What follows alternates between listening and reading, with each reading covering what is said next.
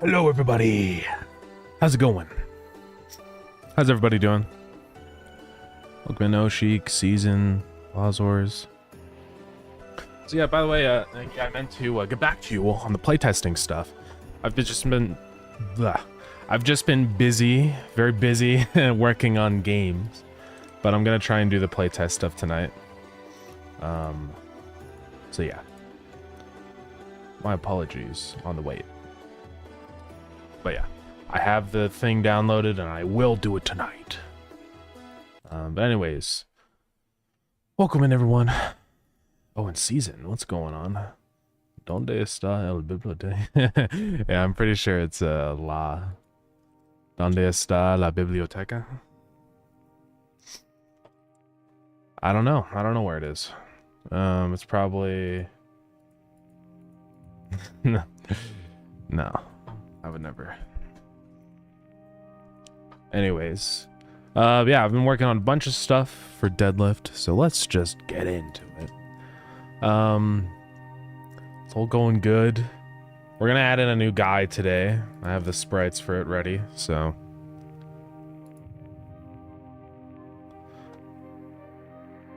Oh, it's very loud. I'm sorry. No.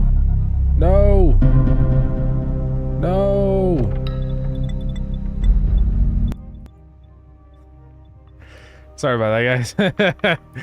I tried to mute the thing, but it doesn't let you do it when you're loading. So, yeah. Okay. We're okay. Just had to make sure you guys are all awake, you know. They might already see some changes to the world. We'll go into that.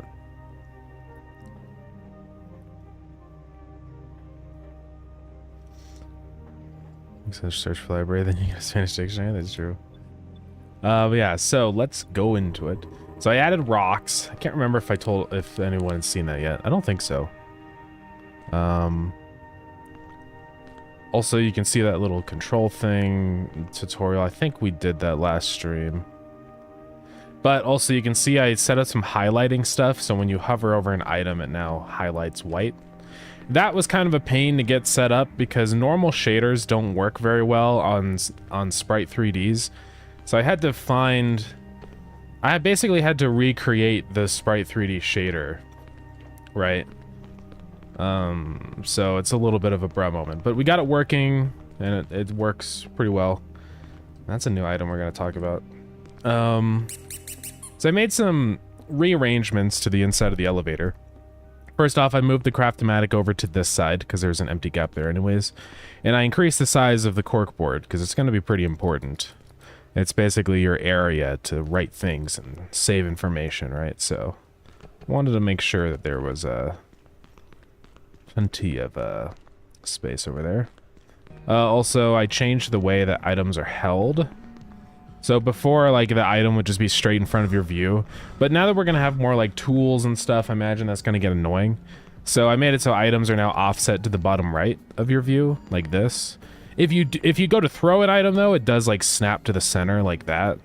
So you can still get, like, an accurate direction of where you're throwing stuff. But I think just for walking around with an item in your hand, it makes it much easier to see what's happening. So let's talk about this new item. You guys ready for this? It's pretty epic. So this is chalk. Not a bandage, no. It's chalk. And what it lets you do, I notice that sometimes people have a hard time navigating through the maze. So I added this item to help. And this allows you to, boom, mark things wherever you want.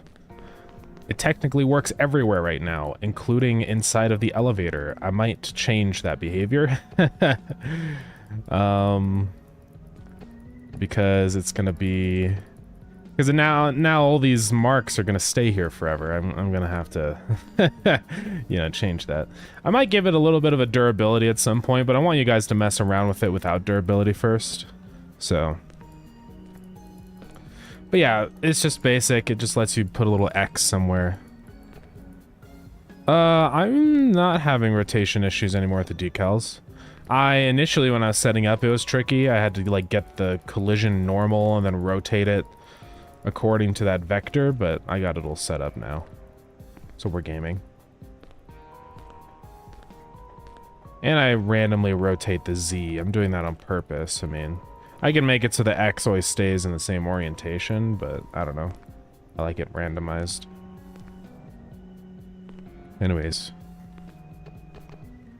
So hey, Astro, welcome in.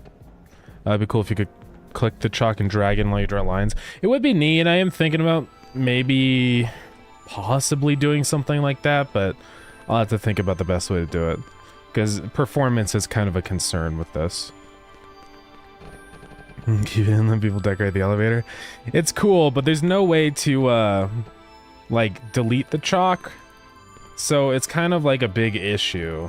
Because you paint your elevator like this, and it's just going to stay like this forever. Which, you know... I don't know.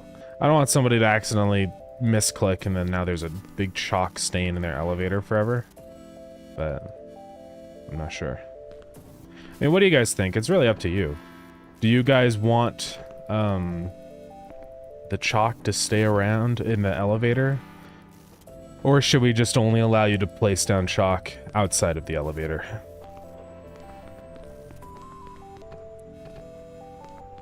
Yeah, to buy some chalk and black wool for the Foley sand? Yeah. Maybe. Yeah, it works pretty well.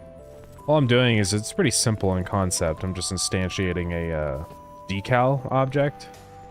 And that just lets me put it wherever I want.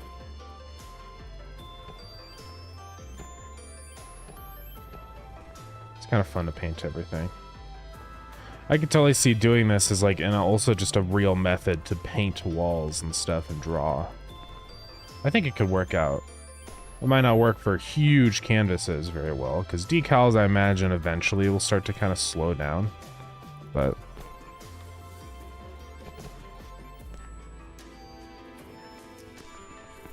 yeah, I don't know. Only likes is because you know what people are gonna draw. I mean, yeah, it's true. I would do it.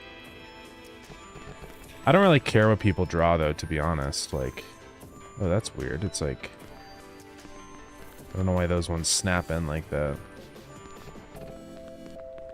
Strange. Maybe Godot says some optimization on decals. I don't really know.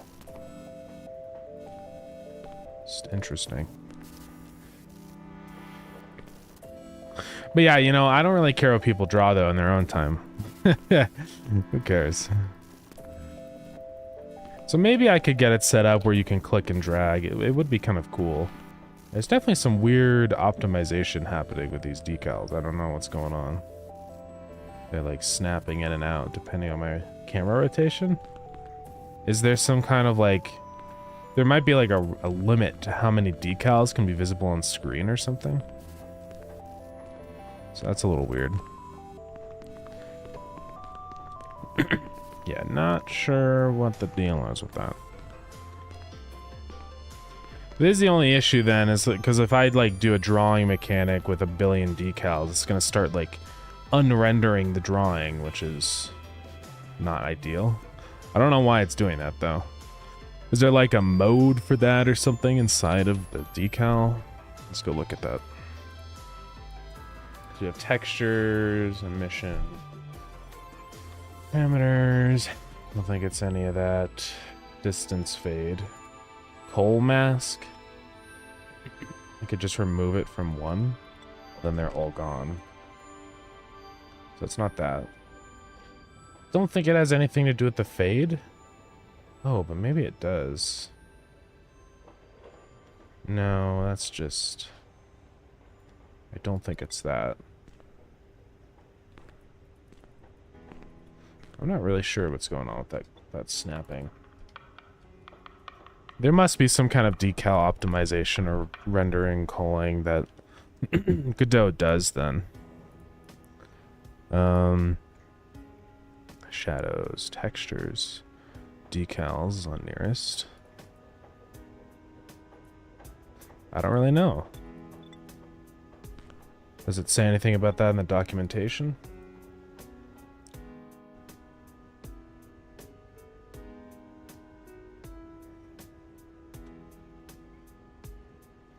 Oh, is that where it is?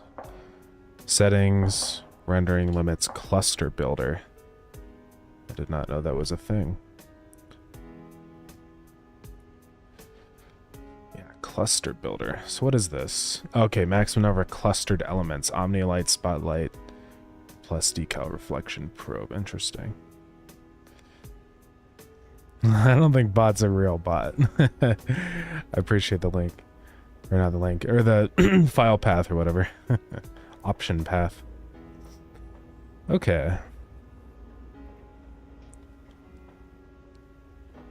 Oh, distance fade. I didn't realize that that's a thing.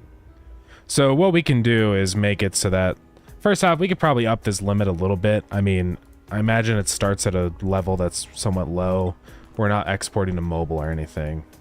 And then we can also enable distance fade, which I didn't realize makes it like unrender like that. So that could work, just so that we're not hitting that limit. We can say begin is 10 and length is 12 or whatever, or 16. So it should just start to kind of fade in.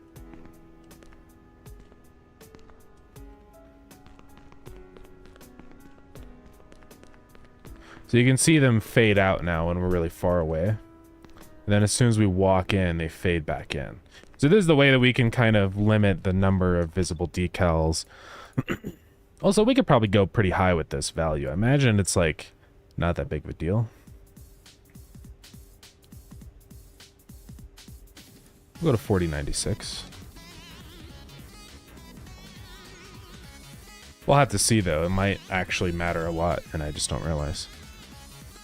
But yeah, with that limit change of the distance fade, I think we could definitely do like just full drawing probably. But if we're going to do drawing, I guess we also need a tool to erase drawings.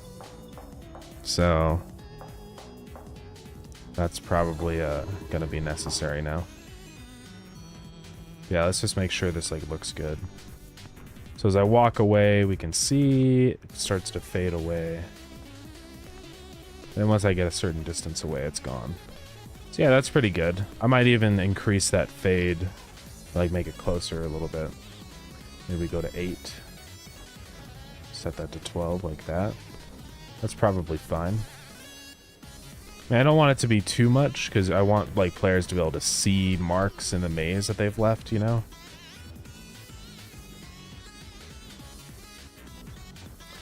Will this be a buyable item? It's going to be craftable, I imagine, for sure.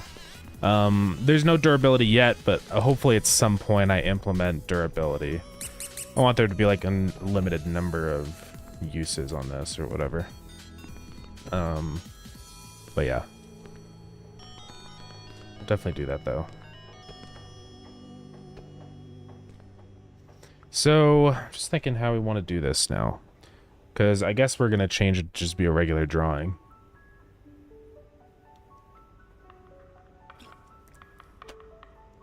I guess what we'll need to do is check the distance away from where we start and where we end up. I don't know, it's going to be tricky. We'll have to figure that out. Let's go start modifying instead of the player code. And I'll probably make like a different setup for this so people can mod in their own interaction behaviors. Okay, so just press interact, click. So now this is just going to do it every frame. Like this. So we're closer to what we want. But again, we still don't have an eraser tool, so I guess we need to add that now.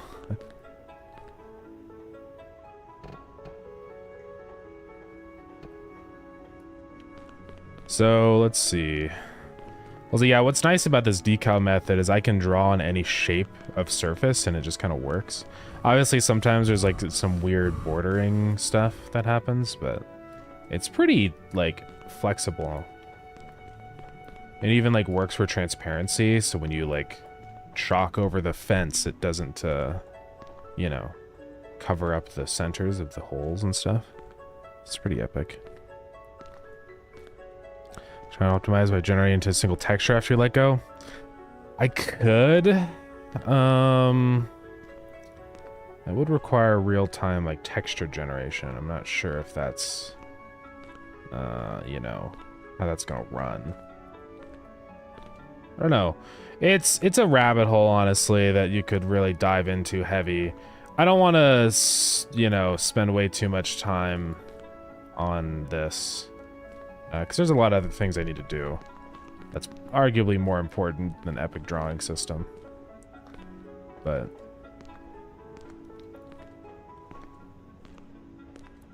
let's see. I think at least we could do like we could do a smaller sprite. I need to change how frequently it actually places down a thing. So we could do it every, like, just every so often.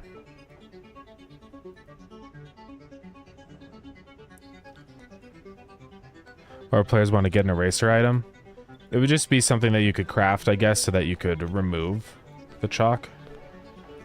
Because otherwise you're just going to have chalk forever stuck in your elevator if we're going to make it so it doesn't disappear. So, don't really want to do that. We just made it so instead of notes, you just draw on a blackboard. That'd be crazy. Now we'll do the notes for that. I'm just thinking here how do I want to do this. The eraser tool can do like an area. See, this is the issue, is I won't be able to detect like locations of decals unless I loop through every single one. But there's a lot of decals here. I mean, this is probably thousands of decals, right? So it's gonna be tricky.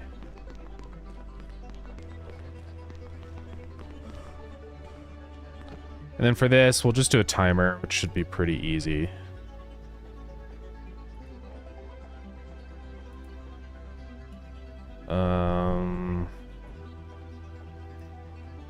I'm just gonna do this and say chalk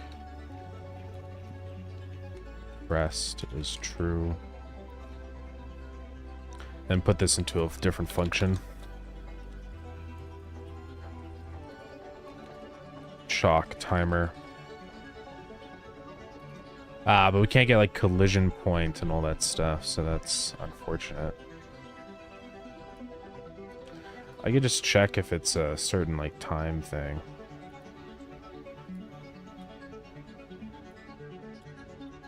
It's kind of important to know that collision information. Do like a frame-based approach, or just do a variable timer. Honestly, it's gonna just be easier this time.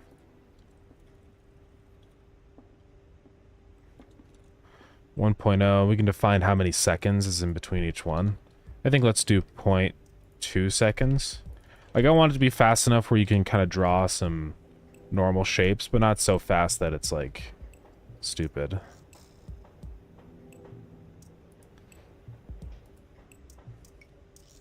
So now, whenever we're pressing this, we're going to say chalk timer minus equals delta. If chalk timer is less than or equal to 0, we do all this stuff.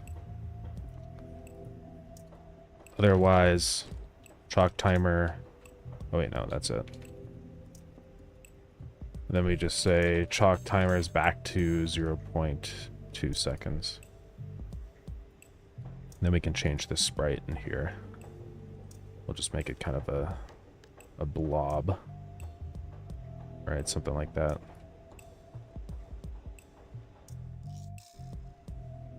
Oops. Yeah, let's go to a normal brush. Where's my normal brush? There it is.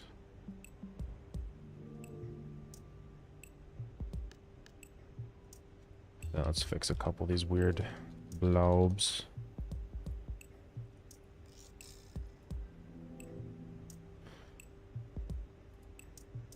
Let's just save this as chalk blob. Okay. How players know what to craft. That's something that we're going to be working on. I want to add in recipe notes that spawn around the maze so you can start to kind of build up a collection of found recipes. So that's the play. And chalk mark. Let's replace the texture with a chalk blob. So let's see if this works. Hopefully it does. Yeah, there's a bunch of things I'd like to do. Eventually we have to put up the update, so we'll see.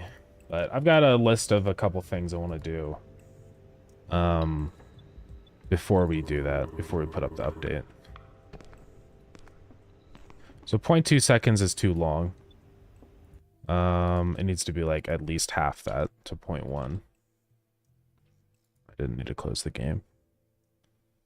Notes around the maze would be cool. Yeah, I definitely want more stuff to find. And we're going to be adding in new entities today too, so hopefully that'll be nice to have some new guys to deal with. We're going to really be hitting entity variation harder as time goes on, so...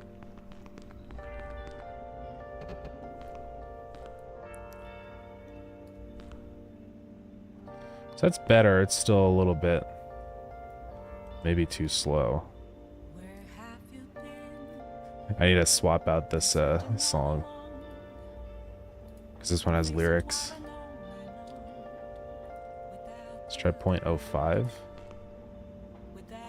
That feels pretty good.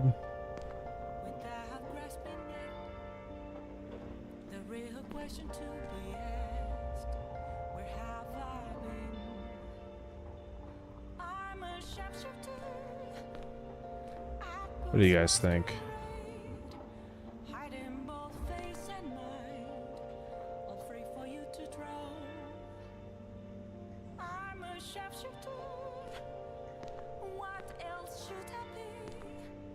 I think this is good.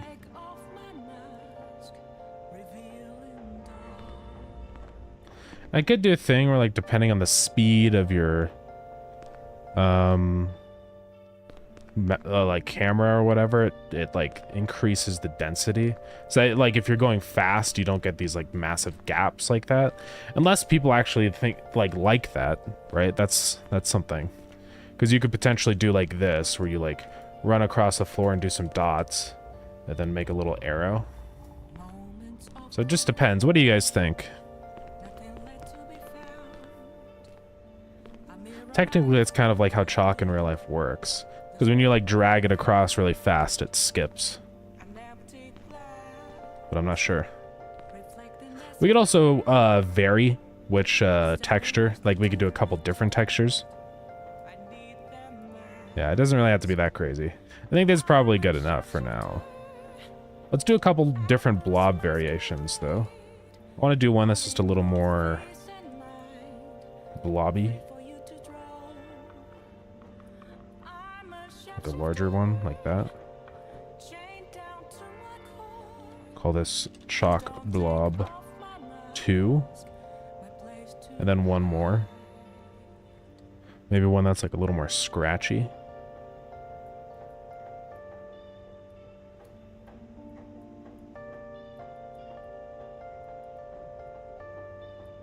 Just messing around, let's see.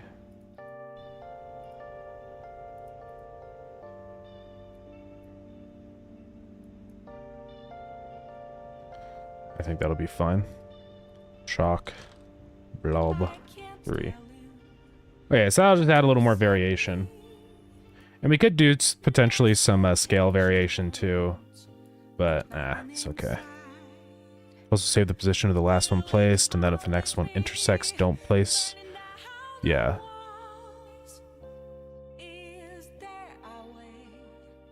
I mean, I could do that. But is it really worth it? Alright. But you just check like the position we're looking at or whatever. And if we've changed our position. I mean, it would be fine to do that. I don't know, let's think about it. Let's randomize the decal now. So we're gonna say, let's just do You just add a ready event in here, a script. Well, I'd like to avoid doing a script. Let's just say chalk.albedo. Why is it albedo mix? Texture albedo is equal to decals dot, say, chalk dot pick random. Let's just define a variable up here. Var chalk.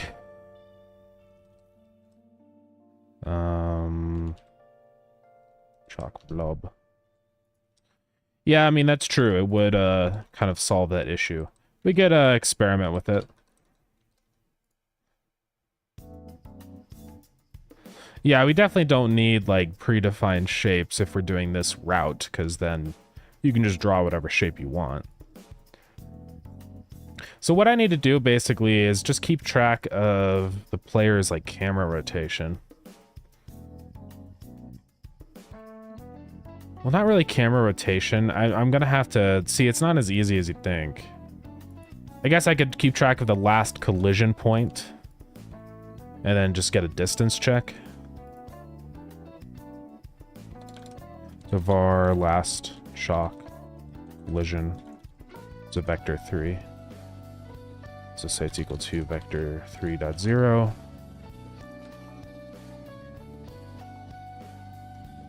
And then when we first start, I want to make sure that, you know, we undo it. So if input.is action just pressed, interact click, then I want to say last shock collision is equal to vector 3.0. Okay, so now if we press that, we don't have to worry about the timer anymore. So we get the collision point, the normal. Then we just say if collision point dot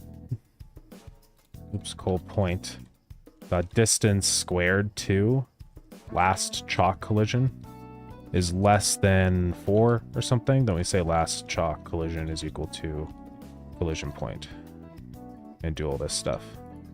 So I think theoretically that should work. Also, let's just change this to chalk textures. Better that way.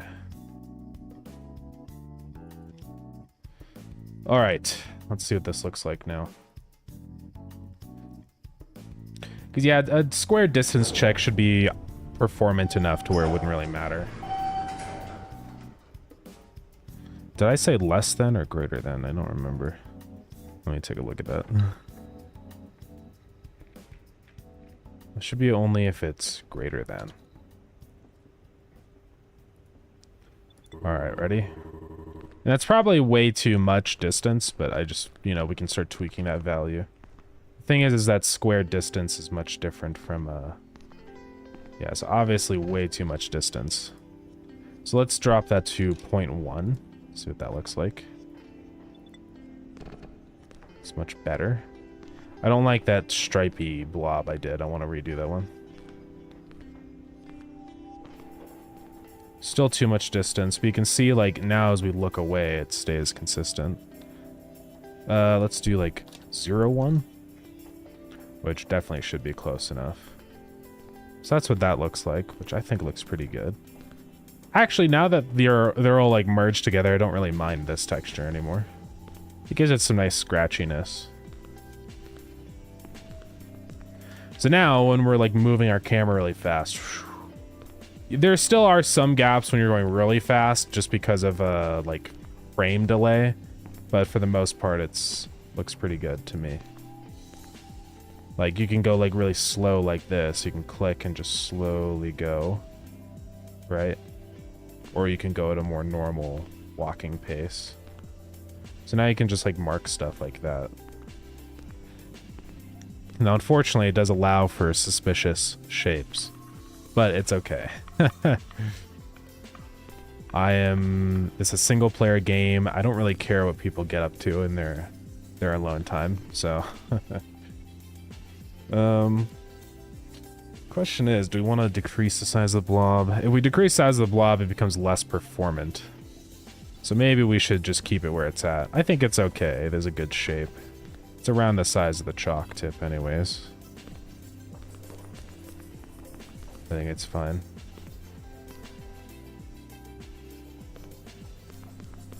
Alright, well, cool.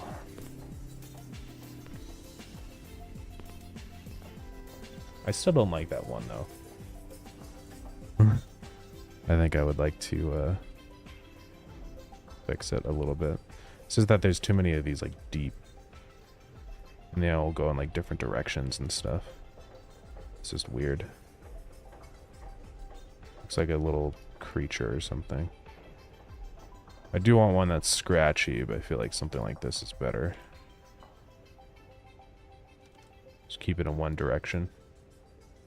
Let's see what that looks like now. I think that's fine. Just have to record old gameplay, send it back to server, watch it over, and they do indecent drawings, ban them, report them to the Catholic Church. Yeah. We have a speedrun.com page. Oh, yeah. No, that's not a funny thing. Yeah, that would actually be fun. Yeah, I have been thinking about some speedrunning stuff. I think it would be fun to speedrun this game. Like, there's probably some crazy tech that would be, you know, spawned. I mean, I'm thinking about, like, we could add some speedrunning stuff. Like, I don't know if people want in-game timer. I think I've talked about this with Starground before. I don't remember if... I think the verdict was that in-game timer doesn't matter because people are going to use the program anyways. So, I probably don't need to worry about it. Anyways, chalk is working, so I guess we need to add in an eraser now. Which is fine. So let's make some tweaks here, though. So I'll get rid of our old timer.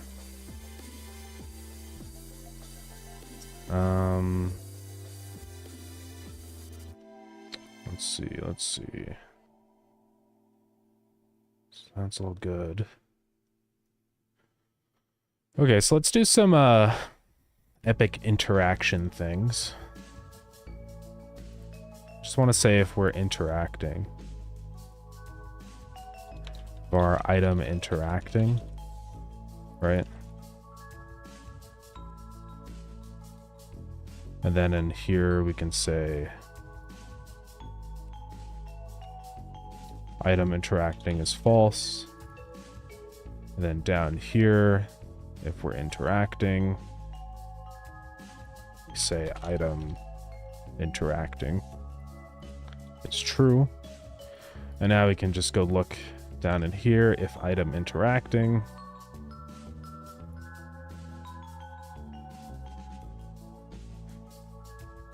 Throw power is greater than that.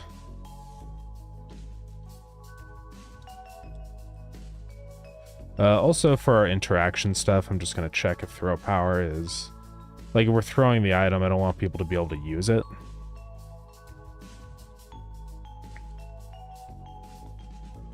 It's less than or equal to 0. So if we're interacting now, here, I kind of want to just... We've got a lot of duplicate code here. Let's do this. So that just sets the position. So I want to do position offset divided by 2. So it kind of goes forward a little bit towards 0, but not like completely. Okay, more X's one enemy can kill you. That's fair.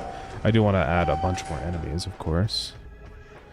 I want to add the lion in. He should be fun to deal with.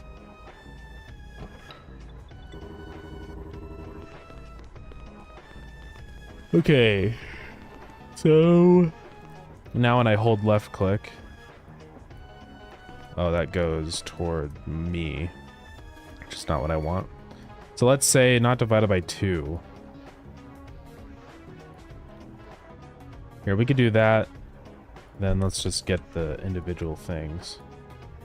Dot x divided by equal 2 and y. Now it looks like this, which I think is nice. It just gives it like a little bit of a, you know, visual feedback that you're using the chalk. Okay.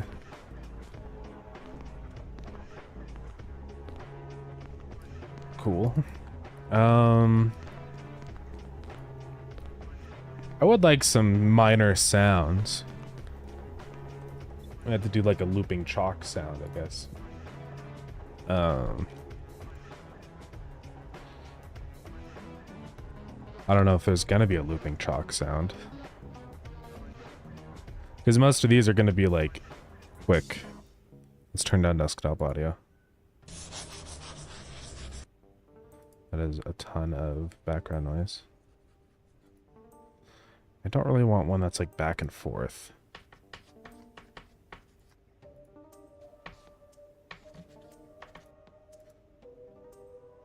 I just want like a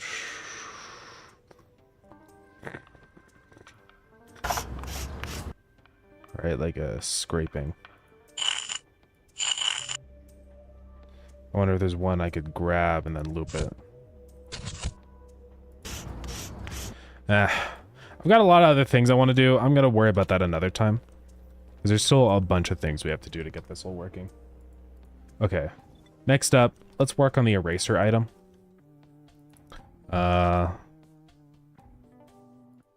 What do we want to do for that? Like chalkboard eraser, sure. But like, is that what they're called? They're called felt eraser.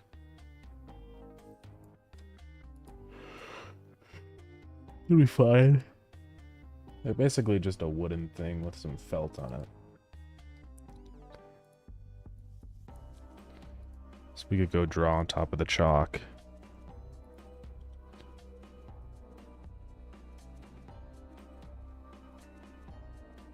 Like that. Let's see. Draw like a little bit of an edge. Also, something I'm now doing with the borders of the sprite, I had to add a 1 pixel gap because there's that guys might recall that funny little line that kept appearing when you hold items. Turns out it has to do with some weird alpha stuff, alpha border, whatever. So we're gonna do this now.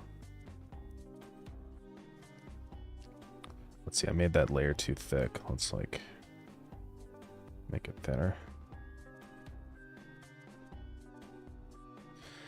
So yeah, this is basically just going to be the eraser, or I mean the chalk, but in reverse. At least that's the hope. I don't know how easy it's going to be to implement. Because I'm going to have to implement some kind of physics checking with these chalk objects. I don't know how else I'm supposed to like know where they are, you know? So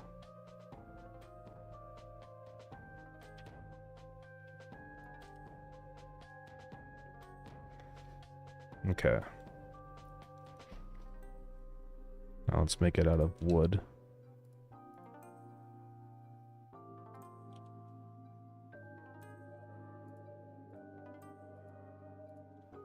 Some anti-aliasing. You could do a little bit of like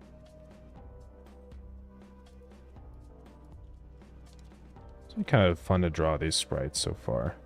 I mean, they're all like very temporary, but it's just been like just simple. There's no like, I don't have to be so precise about it. I can just kind of come in here and be like, bam, and just do stuff.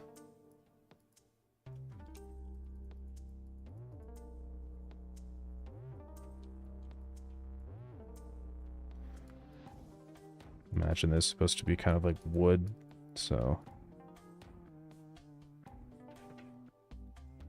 that'll work.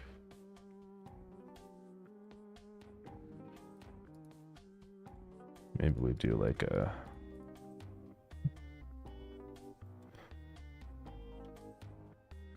good enough. So this is a chalk eraser.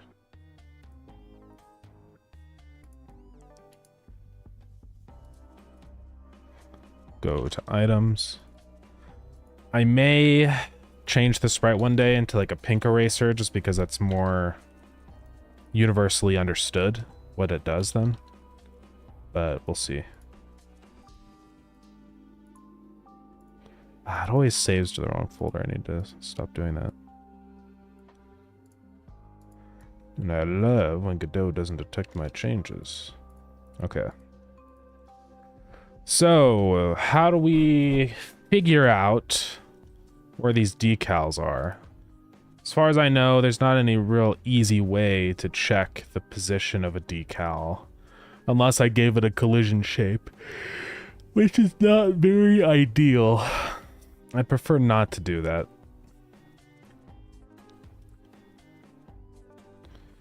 I mean, I can give it an area, but...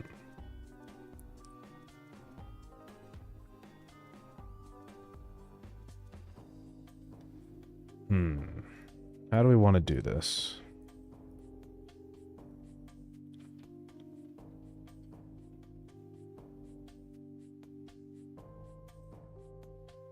Distance fade. Because I'd like some kind of system that would work, like, also for the elevator detection. So I guess probably an area.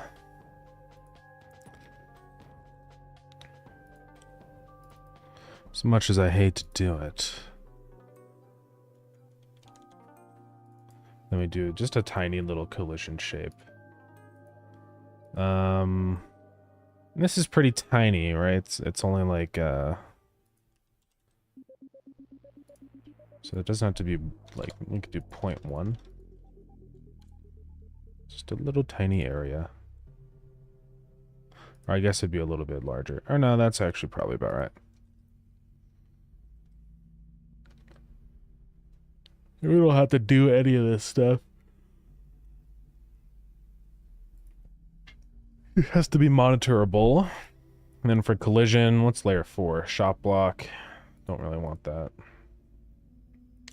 Items, furniture, sneak zone. I'll just do layer 8, call it chalk. So 3D render. Oh yeah, by the way, guys, I did make some music for the elevator. Well, I made one track, one was already from a different game. But yeah, I removed the Bank Left 2 track because I'm pretty sure it's copyrighted and I don't want to get in trouble. It sucks, but it's probably for the better. We have not shown off the new entities yet. We're gonna dive into that here really soon. I'm just getting this chalk set up. And then we're gonna do the eraser. We should be good to go. So what should I do for this? I could just spawn in another thing that's like an area 3D. I could create a new scene. So let's create an area 3D. What this is going to do is just act as a temporary little check. So we have a collision shape 3D. And this one's just going to be a circle.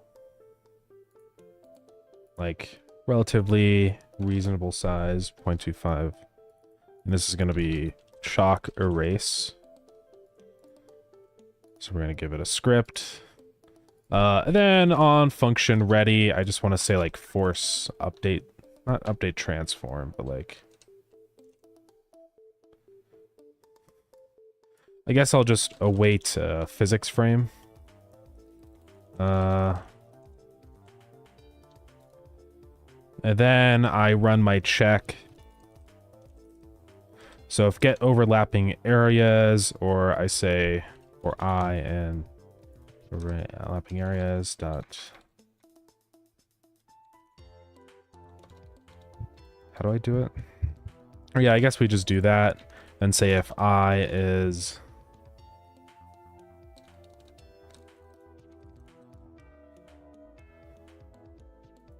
of our pars, I.get parent. If I, or if parent is chalk, then we say we'll queue free regardless. Then we say parent.queue free. So hopefully this should now erase things. And we have to go give this a type. So we just have to say class name.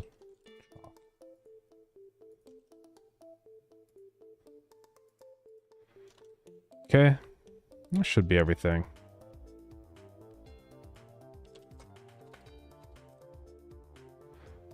Show the tutorial floor. Yeah, I want to work on that. That's where the scavengers are probably mainly going to be. It's not technically a tutorial, but it's just like an easier zone so that it's not as... It gives you a little bit more time to figure out all this stuff. Yeah, we'll be doing that here in just a minute. I'm just going to get this eraser working, and then it is time for all that stuff. Okay, so we're going to save this as a scene. Chalk erase. Delete it. So now, inside of world, I'm also going to duplicate this item. Call it chalk eraser. So let's go over to... Not in there, in here. And we're going to do the exact same thing, essentially, but instead of for chalk, it's going to be for the eraser.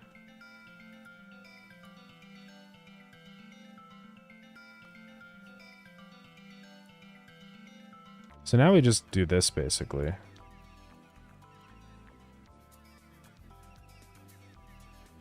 So, item interacting. It's greater than that. So if hold item is chalk. Let's just do another check up here.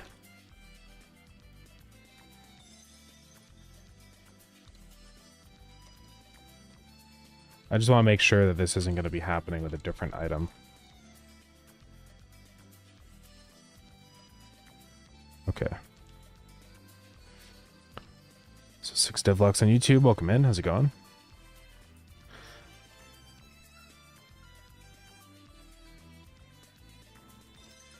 Okay, so if it's chalk, we're going to do a bunch of stuff here. Okay, let's do this. Yeah, that's fine. Let's just do this. So we're going to do all that. Elif. It's the eraser. It's much more simple. We literally just do 3 lines. So we create the eraser. Call it chalk. Erase. We don't need to set that. And that's all we do. Okay, so hopefully this works. Let's try it out. See what happens. Oh, I didn't actually define where the eraser is. It's probably just a 0, 0, but... Let's see. Okay, it's at the same position. That's fine. Let's go try this out. Hopefully this works. Okay, chalk. Draw a little guy. And now erase the guy. Not happy. Oh, I tried to make it a type of decal. This should be an area 3D. Whoopsies. Oh, oh, oh. That works pretty well. Okay, so I'm fine with the things staying as long as there's just a way that you can get rid of them, right? Because I don't want people to put a thing down and then never be able to get rid of it. That would just be kind of annoying. So I feel like that radius seems pretty good. Might decrease the erase radius just a tiny bit.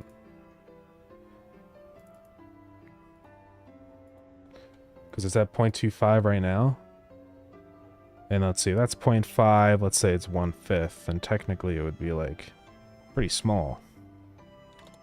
Like 0.1. Let's see what 0.1 feels like. Yeah, I think 0.1's nice. It's like just gives me a little bit more precision. All right. The eraser is pretty useless if you're using chalk as quote-unquote intended, but you know, it's nice to have though. Almost does make me wonder if I should just do... Nah, because the chalk is too big. The chalk will be a big help in navigation, because you can bring chalk with you, and, like, you can mark things off, if like, corridors, and it's just going to be nice for that. So we can go down into the maze, just as an example. You can hear the new track playing.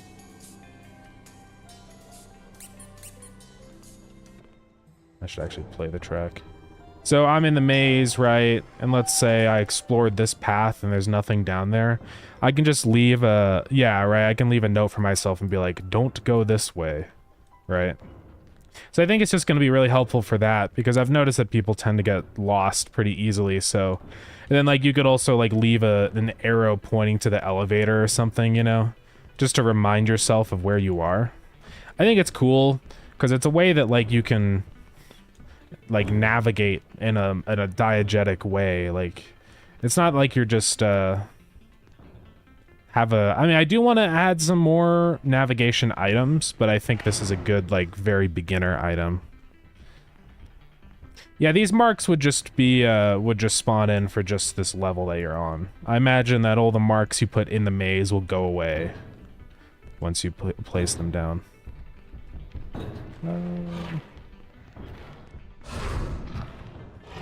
Those evil guys. Oh, I didn't activate the breaker. Okay, I don't know where the breaker is. And now that you have more inventory slots, it actually makes sense to bring a tool item like this in with you, right? In the past, it would have been stupid because you can only carry one item. So why would you bring anything with you? But that's what's good about the hotbar, I think.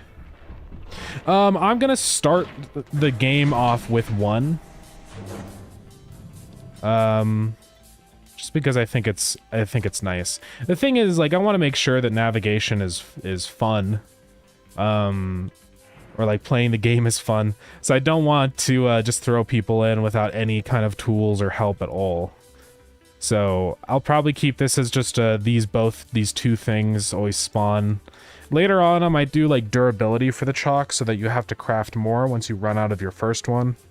But I think for now it'll just be infinite while we test it and make sure it's like actually fun and good. But yeah. Yeah, craftable item. I do want to do craftable stuff. Yeah, now it's nice because if we have all this chalk in here, we can be like, get this chalk out of here. I don't want this chalk here anymore. So that works pretty well. Didn't expect that I was actually going to add that system in, but you know what? It isn't actually that hard, so why not? Okay, so the final thing that we need to do now is go ahead and remove the chalk that is not inside of the elevator. So the way that we do that is we can add this to a group. Just make it a global group. Call it chalk. Save that world. And then we have this area in here, the elevator area, that's going to be checking for stuff like that. So this is where the collision shape is now. It should be good to go, but I'm going to increase the size of it on each end just so that we don't have any issues. Well, we shouldn't actually need to do that because it doesn't have 0 collision size. Okay, well anyways, now what we're going to do is inside of our clear objects function, we're just going to also clear out the chalk. So for iron, get tree, get nodes in group, chalk. We're going to add it to the group maze clear. And then now we check for overlapping bodies. So we say if i.is in group items, elif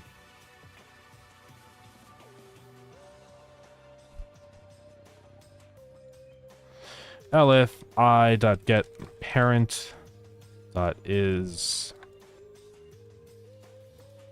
chalk, Then we can say I.get parent dot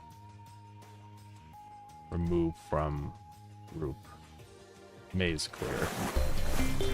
Hey, Zdarish, thank you so much for the raid. Welcome in. How's it going? What's going on, everybody? How's everybody doing? So yeah, let's turn up our desktop audio now, I realized. Yeah, welcome in. What are we up to today on your stream? So this is going to look through the chalk. Yeah, I think this should all work that. And then any chalk in the maze, will, or inside the elevator, will not get cleared. Let's try it out. Been debugging heap corruption issues for 2 hours. Doing amazing. Yikes. Yeah, that sounds annoying. We're going to online 3D PvP arena? Nice. That doesn't sound annoying. No, that sounds cool.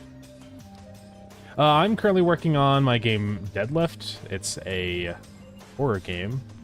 It's coming along. We just implemented this chalk system. Thank you for the follow. I appreciate it. This just lets you draw wherever you want. It's going to be really useful for navigation because when you go down into the facility, it's like, you know, it's a maze down there. So it's really nice to have an item like chalk that just lets you kind of, you know, mark places you've already been or certain dangers and stuff. It's just nice to give yourself little reminders. Yeah, I'm just checking some stuff here if I'm doing the clearing system properly. Hopefully I am. So what did this say in here? I'm gonna get rid of this true false stuff. Okay, did not clear out any of the chalk, which is strange. So we gotta figure that out. So chalk mark. Oh, I didn't actually add it to the group chalk. No wonder. Critical mechanic. Yeah, I think it should be fun. Snooze that ad. Also, yeah, if you got any links or anything to the stuff you're working on, totally welcome to drop those in. Just forgot to mention that. Yeah, it's coming along. We got the eraser, which I think I'm actually going to make the eraser shape just a little bit larger. It was kind of nice when it was larger. Okay. So hopefully this should work now. It's just going to get rid of all the chalk that we've placed inside of the facility, but leave the chalk that we've placed in the elevator. So I figured, why not let people leave things and decorate their elevator. Eventually it'd be fun to do different colored chalk. I think I probably will do that eventually. But not right now.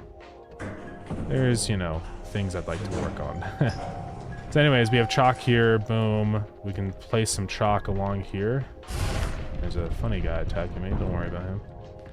And then we're just gonna do all this. Place some more chalk in here.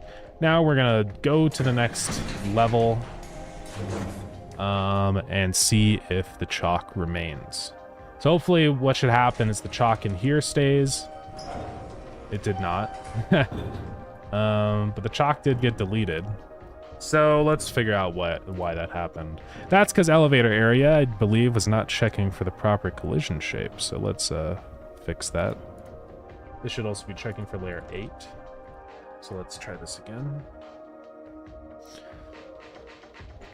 No real good links. No worries at all. Yeah, I don't have any links for this stuff either yet. Working on it though. I want to do a Steam page soon. It's awesome with the art style too. Thank you very much. I appreciate it. Yeah, I've been working on this for about a couple months. I started like, I think it was like October last year. But I think we've made some good progress so far. Yeah, we're doing some playtesting stuff.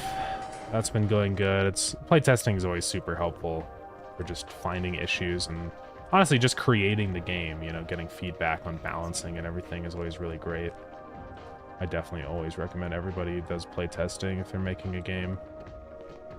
Okay, so we got a bunch of chalk. Let's descend. It's still deleting the chalk. I'm not sure why. Because this is now set to layer 8. So it should say for node, which it is a node. Get overlapping bodies.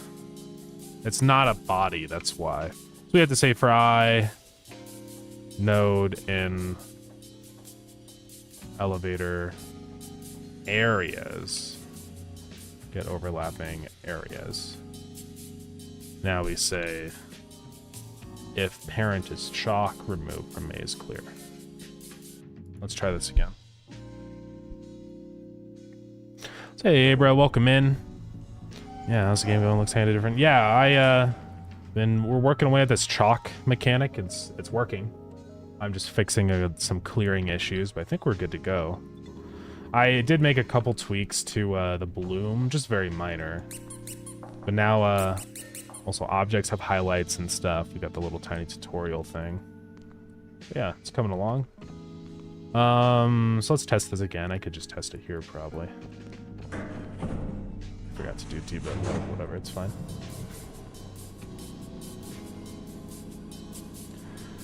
Yeah, as soon as I get this stuff stable, the chalk, then we're gonna go move on to new entities. So it looks like it did work, but I just want to do a better real test. So let's place a bunch of chalk down, and Ares is gonna say hello. More entities will also be really nice because it means we're not going to get so many Ares spawning. Because I know there's a lot of Ares right now. Okay, so we got chalk everywhere. Boom. Oh, I didn't actually hit the breaker yet. Awesome. I'm glad I added in this debug mode so I can just run around super fast and not die. That's a good idea. Even though it is a time sink, I think it's generally very worthwhile to add in debugging features like this because it makes it so much faster to develop. Took me 6 months to add debug commands to my game. Now I wish I added them earlier. Yeah. It was the same thing for me with the other project I'm working on. Okay, it looks like it did clear out the decal, so we're probably good to go. Let's just sleep and then make sure. But yeah, it took forever to add in commands, but finally I decided, like, all right, you know, I'm gonna do it. And now I realize, man, I should have done that at the very beginning because it would have just made everything so much faster, but it's fine. Snooze that ad. All right, so I think we're good to go. What did I want to fix? Oh, I already forgot. God damn it. Something simple. Oh yeah, I want to get rid of that print true false statement and set the player because I can't read anything. Any thoughts on how long the maze should take ideally? I don't want them to take a super long time for each level. Like I'm hoping for anywhere from 5 to 10 minutes. Probably. Obviously that time will, I'm sure, increase as you get deeper and entities get more dangerous and you have more breakers to activate and stuff. But I'd say 5 to 10 minutes is a nice, like, sweet spot. Because I don't want levels to take way too long.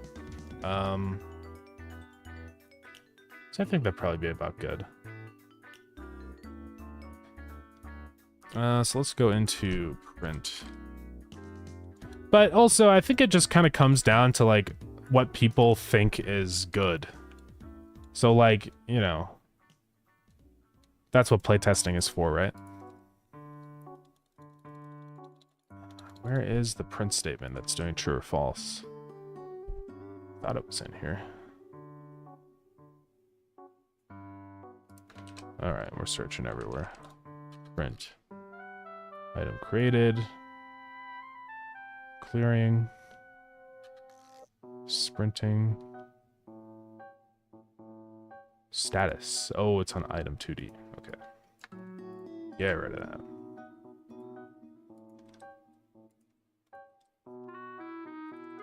Will Ares spawn in the overgrowth? I don't think he will. We're gonna be setting up some new weighted spawning systems as well. Also, I want to make a change really quick. I think sometimes the entity count is way too high. One of the big things I want to do today is some more map stuff, like difficulty. So I want like the game to only choose tiny maps and easy maps at the beginning. And then as you get deeper and deeper, the maps get larger and more dangerous. So we're going to start with tiny, simple, safe maps.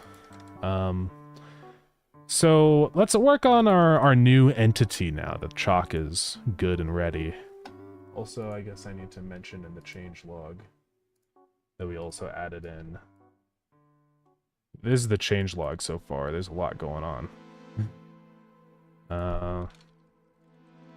Chalk eraser. So let's go fix this one little minor thing I wanted to do.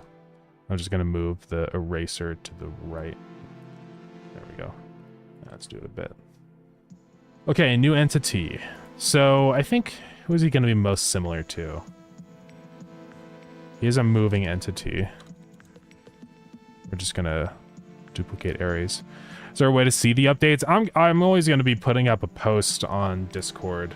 Oh, big dams. When it's time.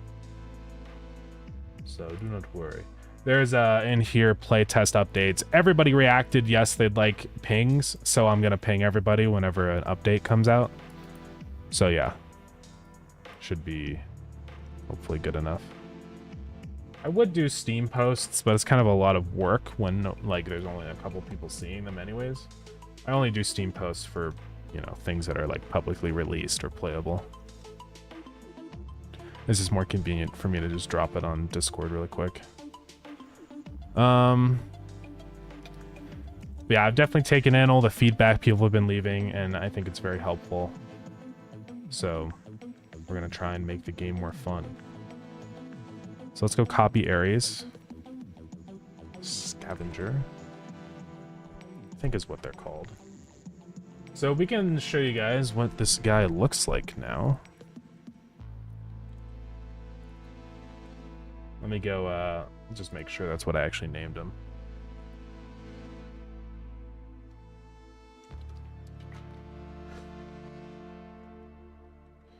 Let's see. Yeah, they are called scavengers. Okay, so this is the scavenger. Doesn't look like it yet, but it will. Yeah, the scavenger. So we're just going to delete all these animations, these attack animations and stuff for now. Attack, front, side, charge. Oh god, wait. Before I delete all those, let's make sure we say make unique on the sprite frames. I don't think it actually matters. I've done this before, deleting animations, and it seems to be unique. So, but just want to make sure I don't accidentally break Ares. That would be super fun. Yeah, he's good. So we got an ad starting in a minute. My apologies. Try and keep everything I have in mind to Discord. Cool. Yeah, sounds good. Yeah, I do appreciate the big posts and stuff. It's nice just to get a good overview of everything. Ares is a bully, by the way. Yeah. I'm gonna start adding in items to help you deal with Ares. Not you specifically, you know, but players. I did add in the rock, and I want to let you throw a rock at Ares to stun him for a minute. So I think that'll be a big help.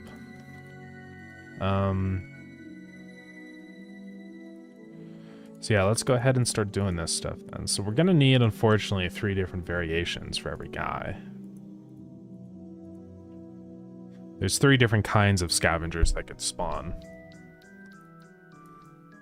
So let's just start going through and doing them. So walk back 1. Walk front. But it's going to be a little quirky though, because... well, I have the custom post fix. Might do a post fix.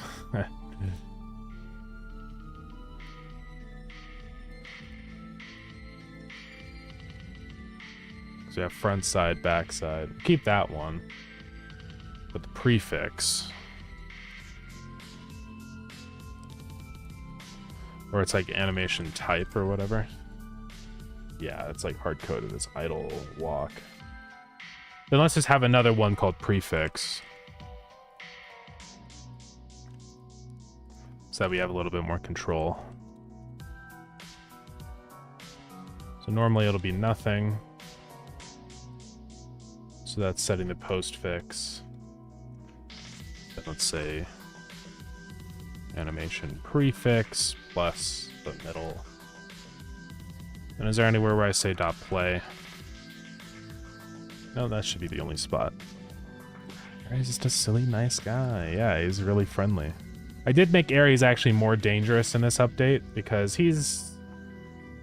but the thing too is I'm also adding in ways to like stop him, so I think it'll balance out. But I didn't like how you could like dodge around him and stuff when he does his dash. It just felt very like, you know, too easy. So I got rid of that. And I imagine at some point too, like, we're probably gonna do maybe difficulty levels. Right? Because not everybody is at the same level. So it's probably a good idea. And I think that's going to be mostly in the form of playable characters. We'll see. So for Ares, do I actually define the prefix and stuff and the postfix? I guess not. But we can go ahead and now add another tag in here. Yeah, let's just go back in here. Let's give this a... Well, this is going to be, you know, dynamic, so it should be okay. So anyways, now our scavenger code. Let's create a new one. Scavenger inherits from class entity. So function ready. Oops, super. Now we're going to say... animation prefix. Also, ads are over. Sorry about that.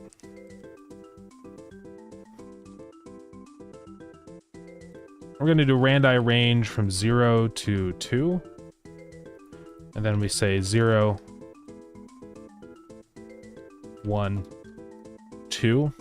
And I don't know if that is inclusive or not. Let's see. From into inclusive. Okay. So now the prefix will be 1.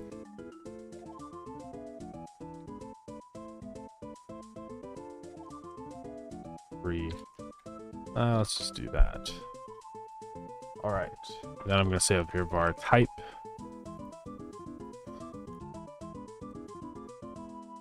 Just so I can remember what type he is. Alrighty. So on to all of this stuff. There's going to be a lot of things that we have to change in here. Like, we can get rid of those two things and collision. And we'll have to do some voice acting for this guy.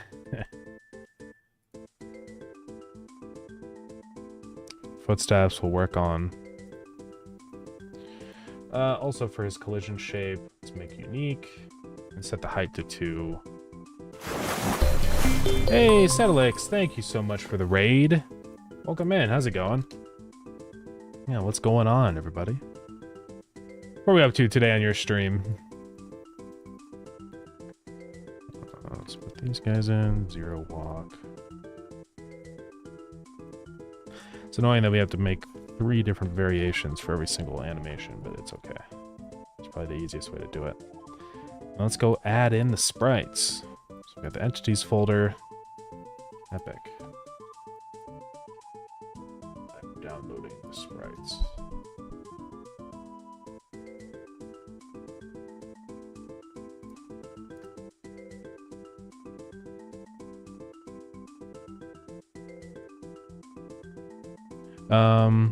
Yeah, it's going well. Had a brain-bending day of a bot dev. Yeah, but only good. Still working on my microservices new bot version. Oh, that's cool. Yeah, awesome.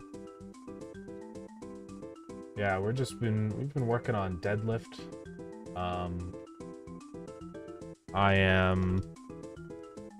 Yeah, it's been going really good. We're working on adding in a new guy right now, a new entity called the Scavenger.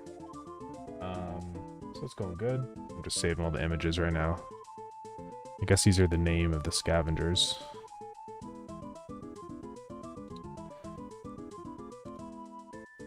So we'll put this guy in. So that's the threaten animation. This is the actual shooting animation.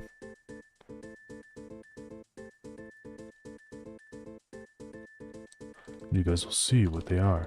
But yeah, we also added in some neat stuff. I'll show it off in just a second.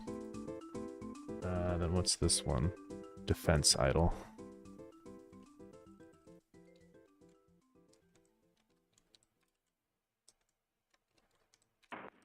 Save that one. Just gonna save all these really quick. There's quite a few here, isn't there? Walk back.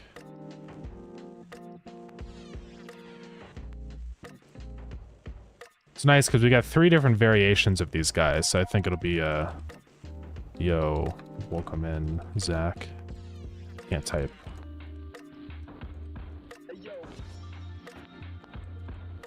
Save that one. I have some cool stuff to show you guys. Ah. Okay.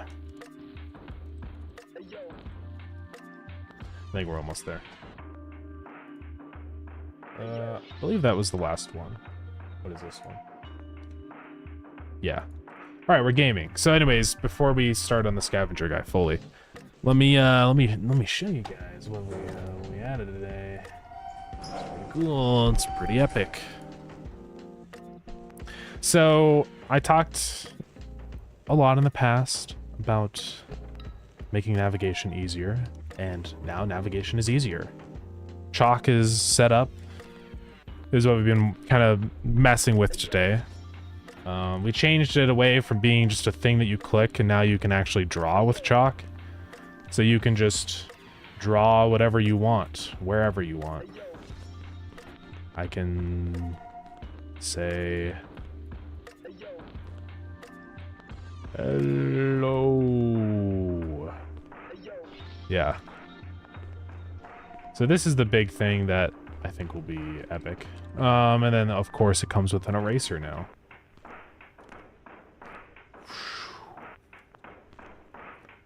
Get rid of hello. Yeah, it's pretty fun. It was honestly really easy to do, specifically with Godot, because all that I had to do was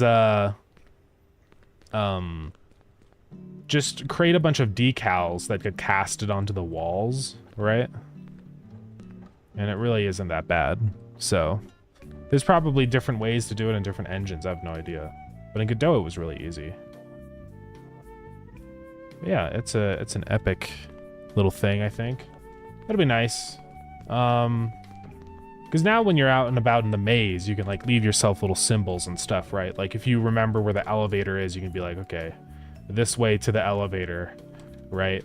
Or if there's like a path you've gone down that you've already explored, you can just leave a little X so that you remind yourself, hey, don't go down here anymore. It's already done.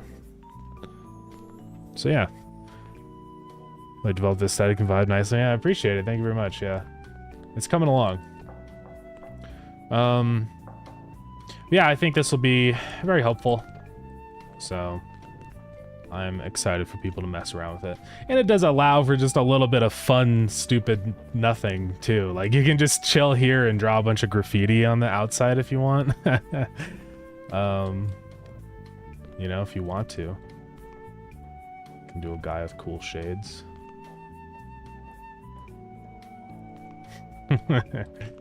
Like that one emoji.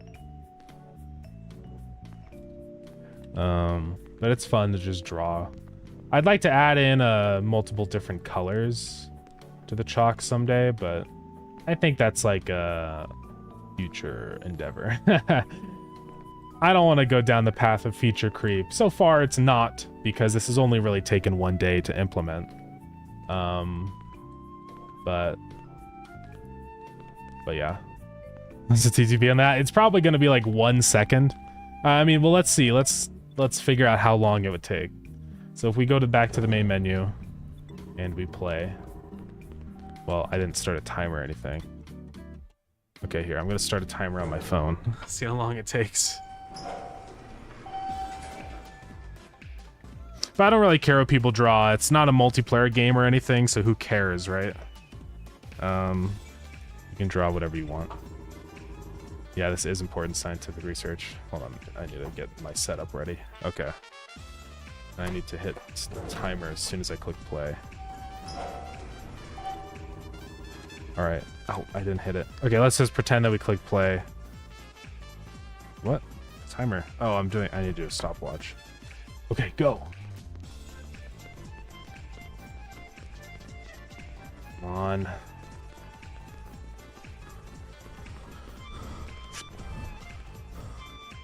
Ugh. Not bad, not bad. Is about 15 seconds. Alright. Anyways. Back to the scavengers. Yeah, I'll probably leave everybody with a starting chalk because I think otherwise it would be kind of like, I don't know. I don't want to lock everything behind a recipe. I think it's just a nice little starter item, so I think it'll be good. So we need walk front, which is this guy here. So these are the scavengers. There's 3 different scavenger sprites that Zach has drawn for us. So we're gonna modify this now. So the resolution of this, I believe it's 200 tall, so we'd set this to 100 now. This gives you an idea of how large the player is. We don't need this area anymore. Delete that. But this is the guy. This is his walk sprite. Interesting. But yeah. Now we're gonna just start placing all these. And there's 3 guys. Let's see, walk back. Walk side. And then they have guns, so, you know, don't mess with them.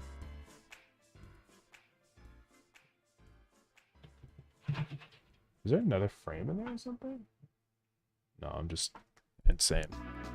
I could always duplicate frames in here. Like I could copy this frame and paste at the end like that. If I wanted to. But I think we'll see. We'll go over the frame stuff another time. Oh, repeat the middle one for all the walks? Okay. I was wondering about that, yeah. I will do that. It's really easy to do that in Godot, so. Let's see. This one needs to be rearranged then.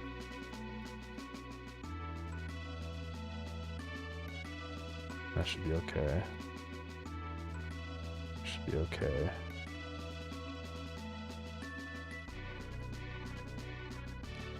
One thing I do notice about the animations, it's not a like huge deal because these are temporary anyways, but the arm on the side is good. The side one looks good. But I notice on the front ones, the arm that they step with is the same arm that goes out. So it looks like they're doing like a weird like shuffle, but it's not a big deal. We'll tweak these later on. So now we have the idle ones.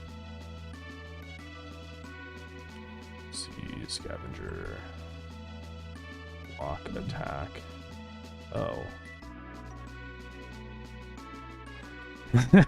Yeah, it's all good. It's all good. Don't worry about it. Do we not have an idle animation set for these?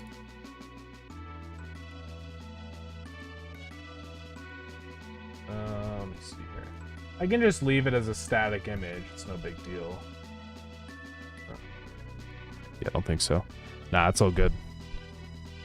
Idle animation is one of those things where it's nice, but it's not like super.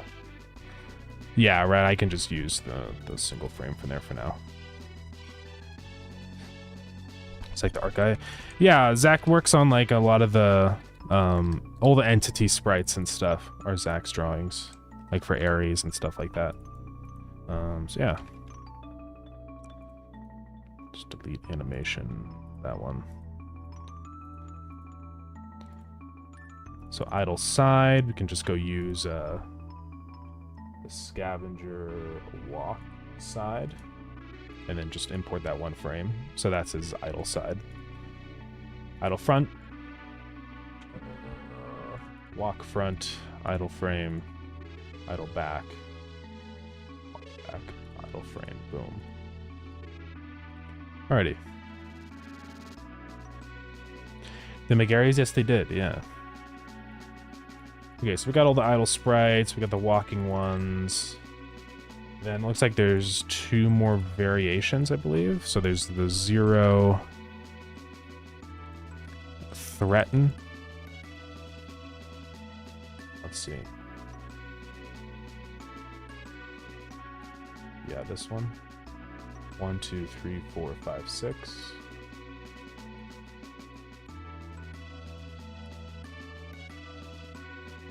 So that just, they pull out their gun, and it's like, hey man, go away. Threaten side. And then, and we'll be tweaking the speeds on all these. And I guess we're gonna have to do some kind of, either we do like player, like we get voice actors, or we you know, do some kind of like, oh yeah, those ones don't have to have a front because they only happen when they're faced to the front. Right? Yeah, threaten. Then there's defense, idle, and attack. So there's no threaten side. There's no threaten back. So we have now 0 threaten, or no, 0 defense front. And then 0 attack front. So this guy about, basically he's going to be just kind of like in the same shoes as you, as the player. They're another scavenger in the facility. So that's the idea. So they're going to be mostly harmless unless you get too close to them and don't respect their wishes. So now we have defense front.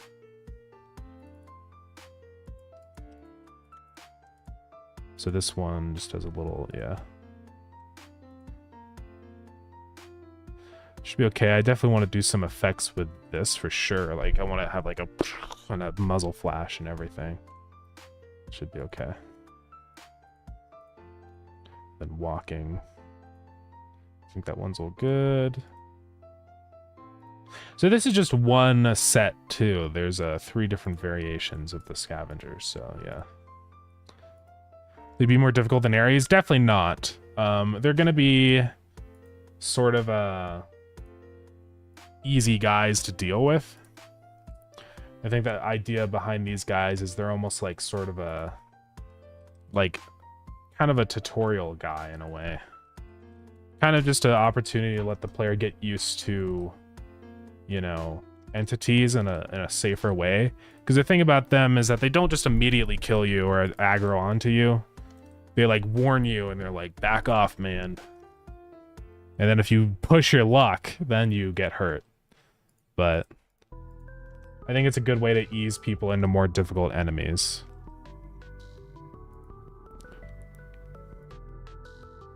Just make their wishes, like give them an item, do some action. It would be cool if you could give them an item and that kind of pacifies them, but we'll see.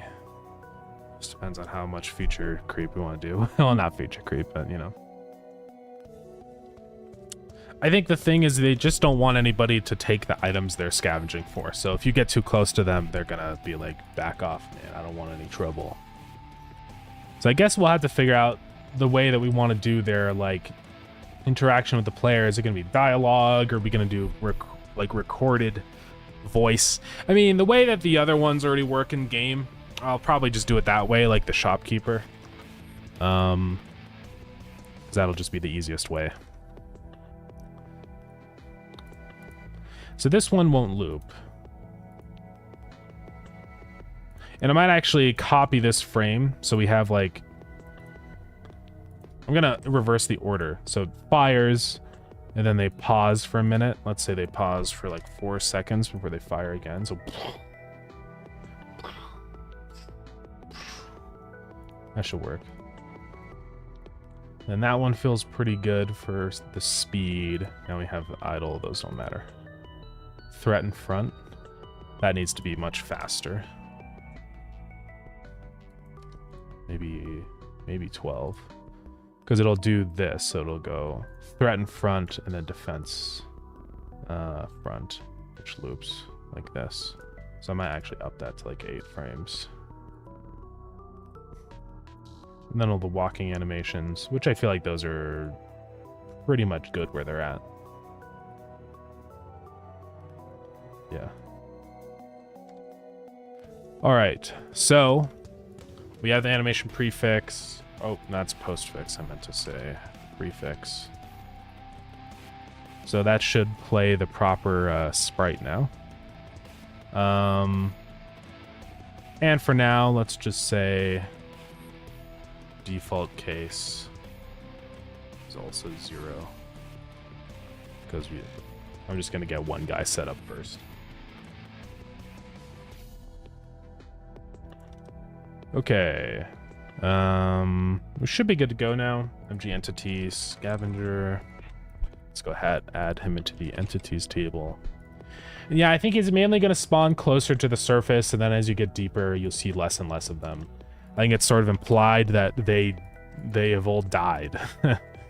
So, the ones that have gone deeper.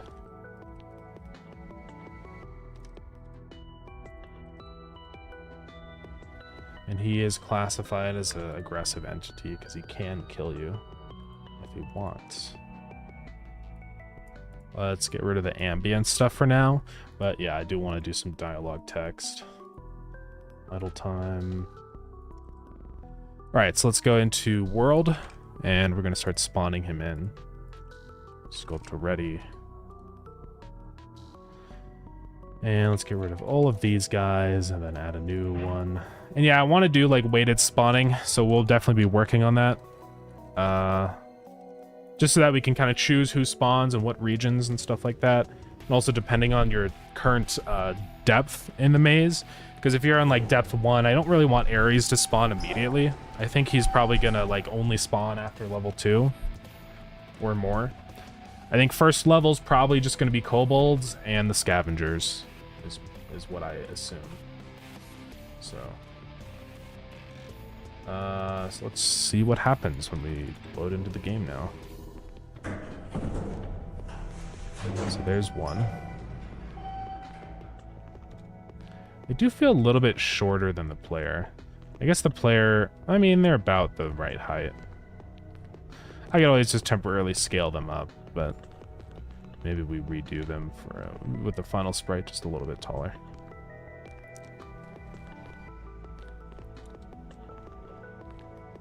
Yeah, but that's no big deal. I can just go in here and up the scale a tiny bit. Like that. And now they feel pretty normal. Maybe a little bit taller than the player. But yeah, I think that's good. So they are technically aggroing onto me right now. So I need to make it so they don't aggro, because they're not really like that kind of enemy. Also, they're too slow. So let's go up their speed, because I think the base speed is 1. These guys should probably be at least 1.5, I imagine. Let's see what that's like. That's me. Will they decide to attack? I think they'll only decide to attack if you're too close to them. So that's the first kind of requirement. They'll give you some warnings and say, hey, leave me alone. And then I think if you don't listen to them and stay in their like area, then they decide to start shooting. So you can pretty safely just run past them, but if you like sit there and mess with them, then they're gonna shoot you. So also I'm seeing a little pixel at on the back facing sprite on the top right. We have to delete that.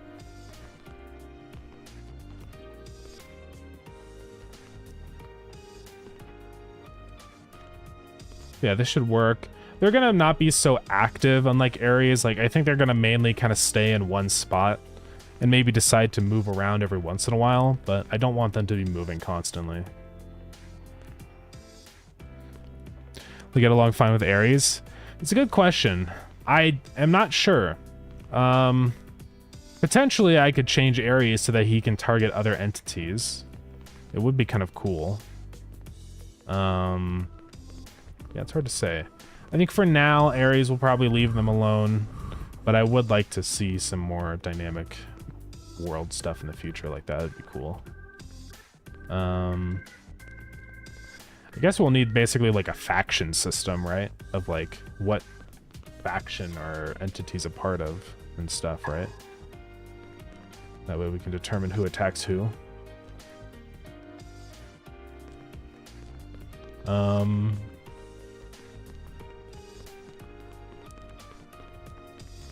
Yeah, I think this will work for now.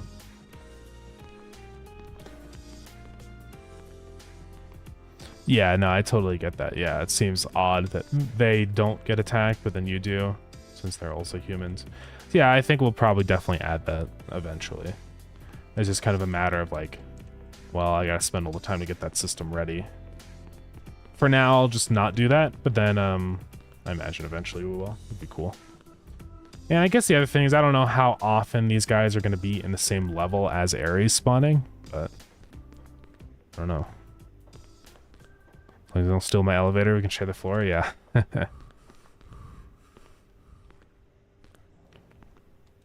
So what's the next thing? I think an animation that would be nice is like when they're idle, I'd like to like, I think they should be like doing something, right? Because it's fine if they would just walk around. I think that should be part of their AI, but it'd be cool if like sometimes they would like stop, go up to a wall and crouch down and like it looks like they're tinkering with something. Just for a little more variety. So that's a possibility. Yeah, make them look at items and stuff. I mean, we could make it so they actually do grab items, but I don't want to just make another duplicate of the kobold, right? So I don't think I want them to actually take the items. But yeah. Just look at the items? Yeah. Yeah, I could just make it so they kind of guard items, but don't actually take them or move them anywhere. Like something like that could work. I'm curious of the lore of who they are and why they're down here. Yeah, there is some lore. We've got a sort of setting of the universe and stuff figured out, so we'll be working on that stuff. But yeah. We're trying to shoot their guns like pew pew noises, yeah. So let's see. Let's implement their like aggression behaviors now. So I want to make sure they don't actually target you. I'll just say in physics process, like if they do have a target, then I want to say velocity is equal to vector 3.0. Then call super with delta. So that way, if they spot you in their area of aggro, they will stop moving and point their gun at you.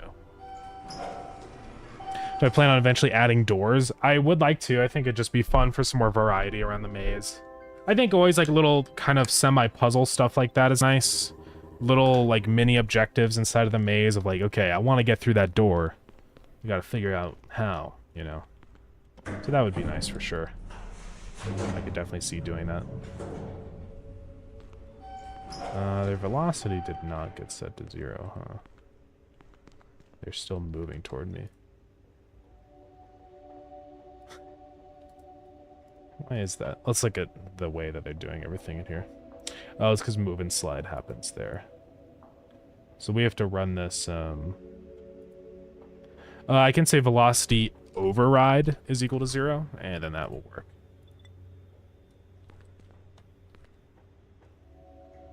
Maybe not, actually. Yeah, velocity override when it's 0 doesn't do anything.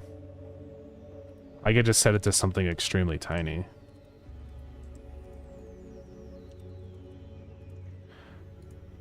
Like that. And now they stay there.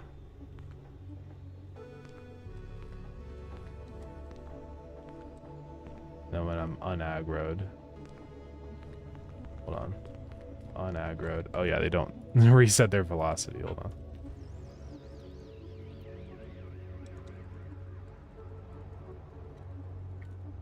about 0. And then now they walk.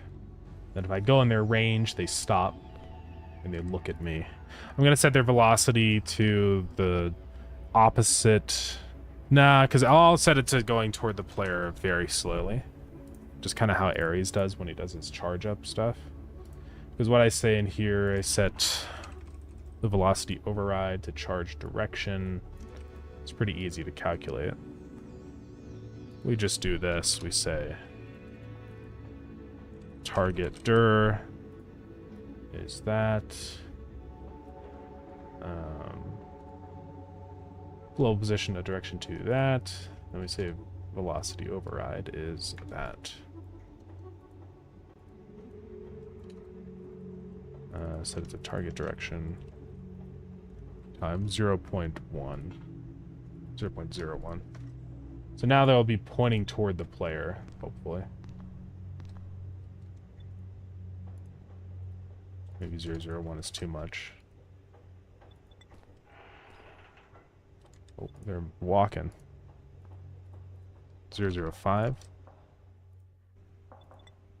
Yeah, just so that they have a... They're looking toward the player always when they're in the radius. Alright. I could just give them skis and make a sliding a feature, yeah. They could sometimes grab a plant off the floor and just put it in their jumper, make it disappear, yeah. I could just do kind of a fake item grab animation where they just shows them kneeling down, they pick up something, and then continue on. Maybe they can find things the player can't. Oh man. The chair's still spawning inside of the table. How'd I fix that? Guess not. Still don't know why that happens. It's quite annoying. Oh yeah, graffiti, that'd be fun. Maybe. Maybe they might even pick up chalk from the maze, and if you take from them, they get aggro. Yeah. Could always do something like that. There's a lot of possibilities of what these guys could actually do, so it's just going to be a matter of, you know, figuring that all out. Yeah, so what we're going to do is when he first spots you, we're going to start like a timer. He'll start saying things to you and say, "Go away! Back off!" And then if you don't, he starts shooting. And I think each guy will have a random kind of like, how many times does he warn you before he starts shooting? Oh god, why is my computer dying? Oh god, oh god, oh god, oh god. Okay. I love when I run out of VRAM. It's really fun. It's super cool, guys.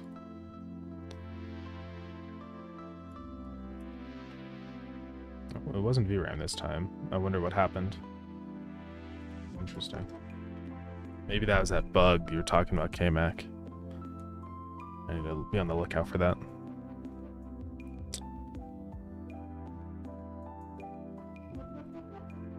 Mysterious deadlift bug of chairs spawning in tables. Yeah, I know. It's really annoying. I think it has something to do with the thing I'm evaluating, because I'm checking if it's like a specific position, and it might possibly be represented as a vector 3. So I would just need to change that, or like round it, or do is approximately equal. There's a function for that. But what I do is I check keys. So I need to figure out, I need to figure out a way to like make that more reliable. I'll look into that later. All right. So now if you're in their range, they stop. So we can go copy the dialogue from the shop. And I kind of want to just turn that now into a node. Oh god. Oh, what's going on?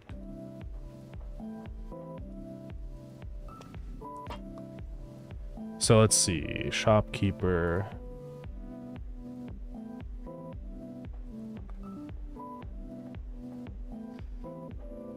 Talking, speech label. So let's create a new node.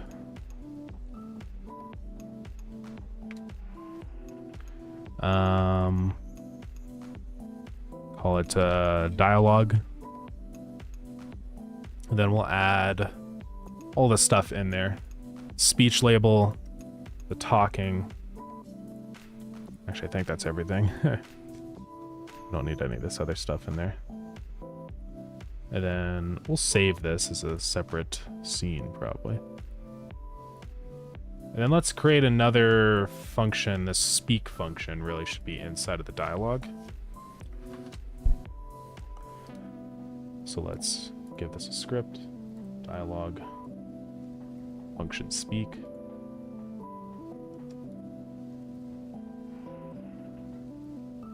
So now we need to do a bunch of things. Let's go back into here. We need most of this stuff. Text shop data, all that stuff. Dialogue tween, speech label.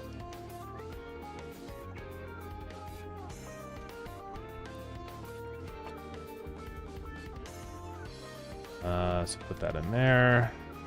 Then on ready, we need to grab more stuff. Set in the speech label modulation. Okay. Now we get talking and shop data. Can't really do that, but we can just have a variable called var voice pitch. It's a float, which is 1 by default.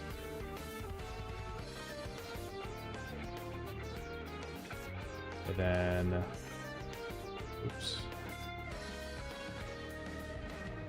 Yeah, we'll set it to whatever voice pitch is. And then say, need to move that over now. Back in the shop. We go to where do we want to go? Really, it's inside of like world. Here, let's reference our dialogue now.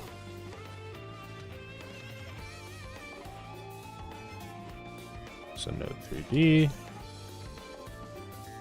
It's going to complain about all this now. Let's just leave that there for a second. And we add in all these. Dialogue.speak. Set text is another function that we're going to need over in here.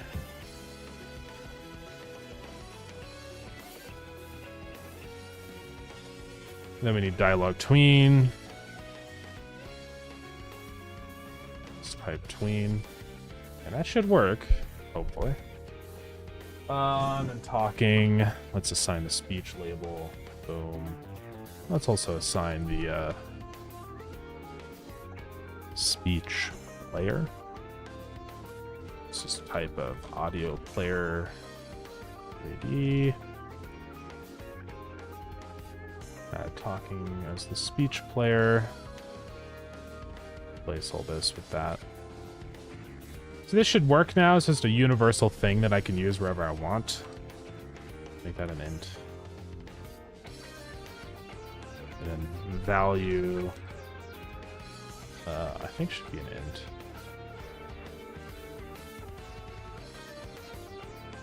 Oh no, that should be a float.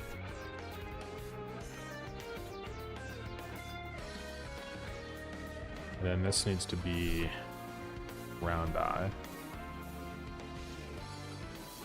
Okay. Just make sure. So everything in here is statically typed, which is nice. So we can set voice pitch in there and stuff. We left that inside a shop, I'm pretty sure.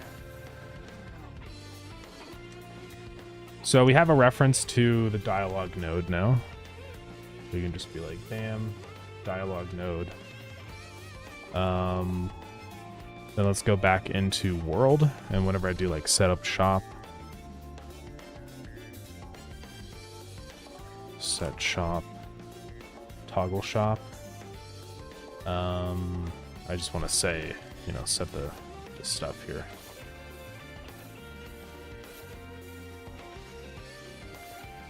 So shop dialogue dot voice pitch is equal to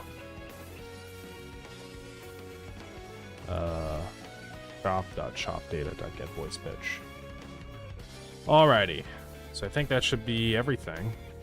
So now we can save this as a scene, call this dialogue, and we can use that wherever we want. So back on the scavenger, we should be able to add the dialogue scene like that. Boom. And now he has a dialogue. It's weird though, for some reason. I don't know why it's a little funny.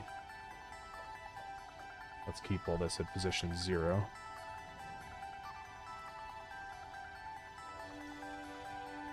Fix that. So now we can just put this above his head. Somewhere around there. Go back into world. We're going to need to fix the position of this probably. Yep, it is gone. Not sure where it's off to. Okay.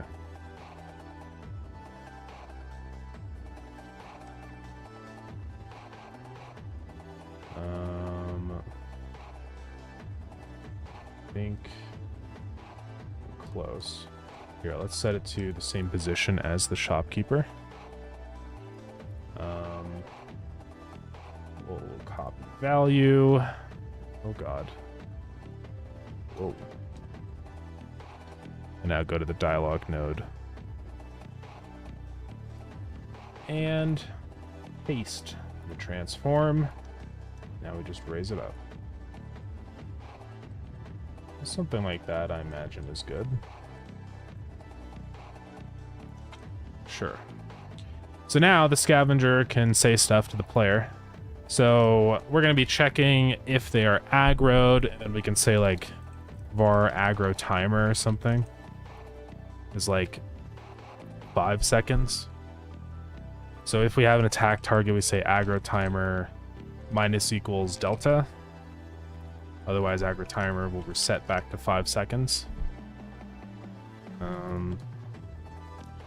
Oh. Yep.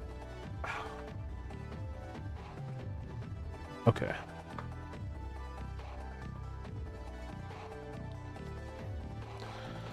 Alrighty. And then we can just start all the stuff as soon as aggro timer hits 0.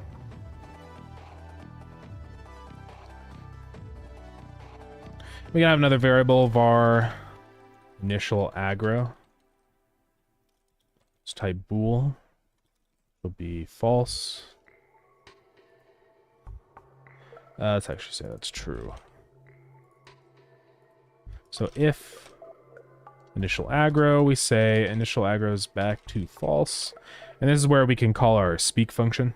So we say dialog.speak, and we can say back off, man. Don't want any trouble.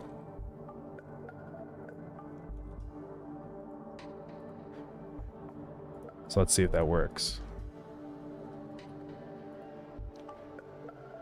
I'll probably do some more stuff where, like, the timer, instead of just immediately resetting as soon as you're out of the range, it just starts incrementing until it's done. If that makes sense. So yeah. Let's go try this out. So he should just say some stuff, and that's it.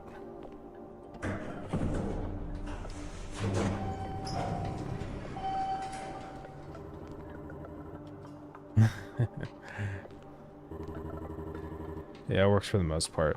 Obviously, we're gonna randomize the text that gets said and stuff.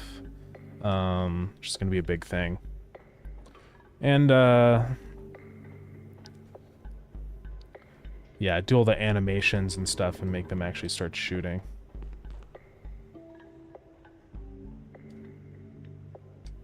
So I think this will work. Then as soon as we leave the range and go back in. Interesting, they did not, oh, it's because I didn't actually set that thing back to true or whatever.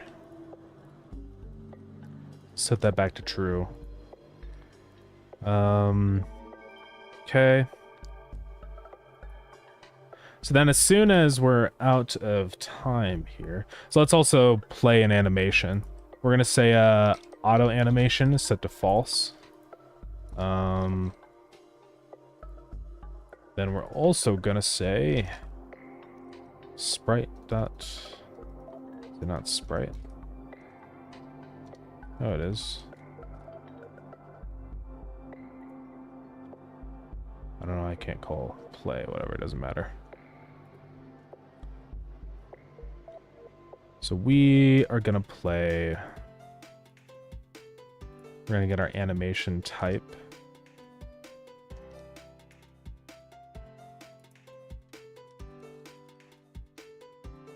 Plus postfix, and then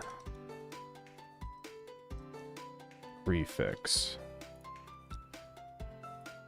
And here's where we set our animation type to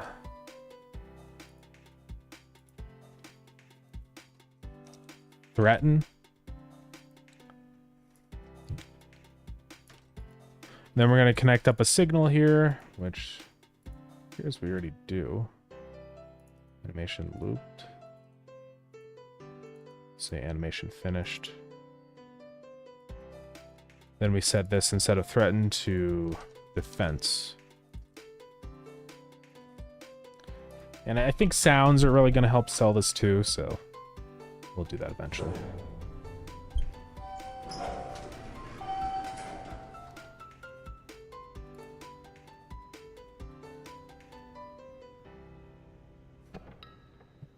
Okay.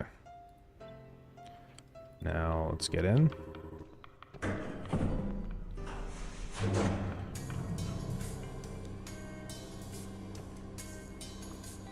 My mental state right now.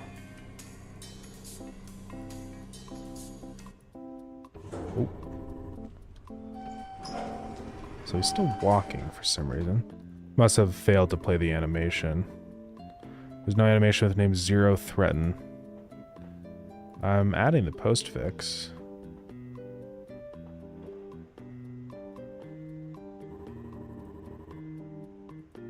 That's odd.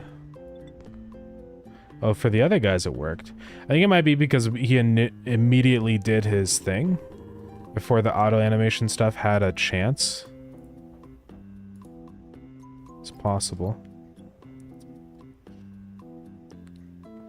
Also, I realized that I have to say if the animation that was finished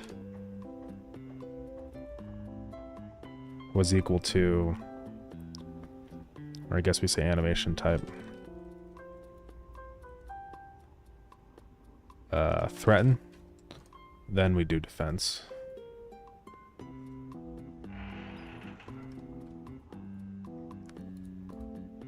And yeah, I probably want to give it at least one frame before he starts any of this stuff. Or we just set, honestly, it makes more sense is to set the initial postfix to front.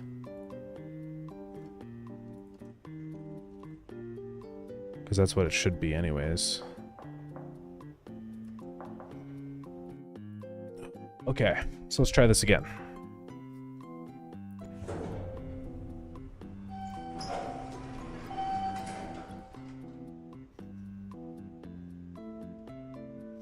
So I don't know why it takes so long to load. I think it has something to do with shader compilation or something. It's not like an obvious thing. So we walk up to him. Just back off, man. You don't want any trouble. I don't know why this guy's broken.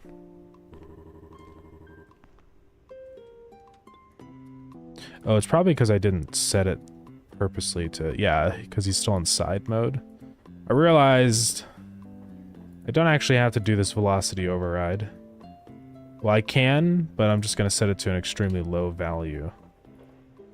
And then I want to purposely force the animation postfix to front when that happens. So that if they're walking on their side, they're not going to be all broken. There's not going to be this many of them stacking up like this ever. It's just because of oh, also I need to fix that again. Okay, set this back to local. Boom. It's just temporary for now. They're gonna be mixed in with a bunch of other guys. Kobolds, Ares, hopefully the lion. Definitely want to work on more guys. It could be fun to do a guy that's kind of like a weeping angel. Or you have to always be looking at him, otherwise he's gonna jump up on you and attack. I don't know. Alright.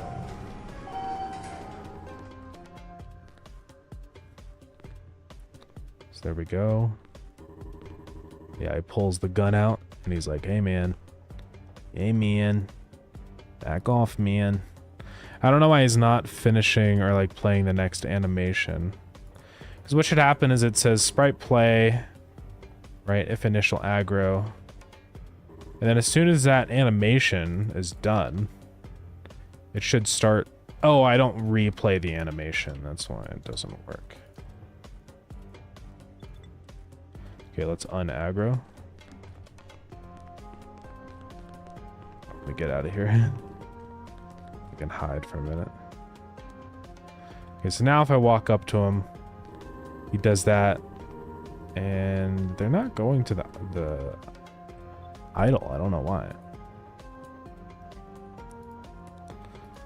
So if it was threaten, now it's set to defense. Lion, yeah, it's another guy that I want to add in soon. Just need the sprites for it. Threaten should be fine. On animation finished. So we set it to threaten. So it should be printing in here. Let's go to the scavenger scene. Sprite animation finished. And since this defend or threaten front does not loop, it should be okay. Let's try this again.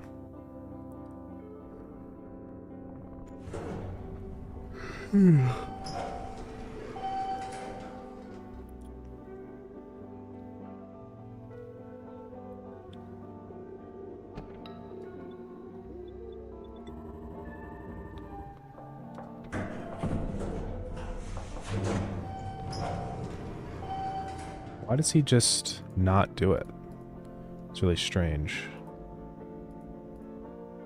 Did it print out in here? It did not. So it's obviously not printing stuff, which is super weird. Because on sprite animation finished, you'd think that would work. If it reaches the end. And it only plays once.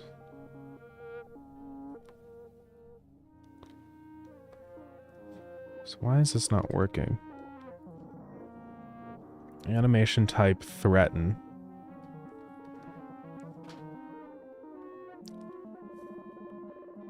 And then I set it to defense, which is this one. So it should just be looping like this. It's really odd. It's just not calling the signal at all, is it? Let's see if it is or not. But yeah, the lion, we haven't really done much with him yet. He's not ready. But he's conceptually there. I'd like to do him soon. Maybe he'll be the next guy after the scavengers.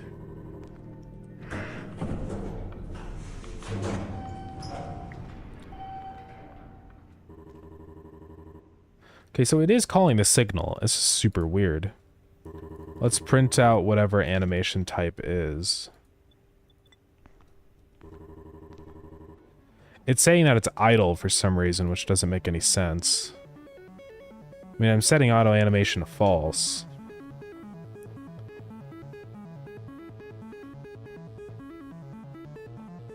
Why would it be set to that? Let's go look at this. Wherever idle is set. Oh, that's just in process.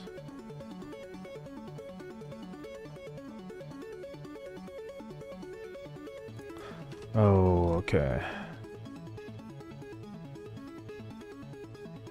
So, I think I kind of see what's going on here.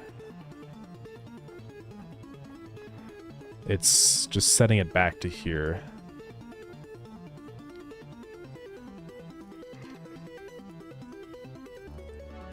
We just temporarily set directional false.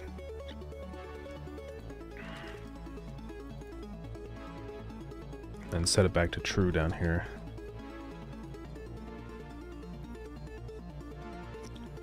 I mean, that should work. So if I get out of here now, de-aggro.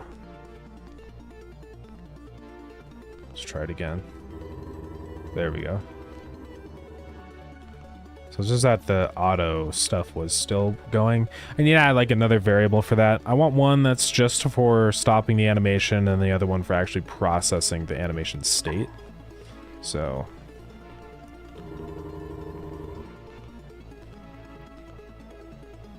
yeah, they all just gang up. So yeah, now we just start the timer, and I think we'll have like a couple more messages every so often. So I think every time that we get down to 0 aggro, there's like a chance.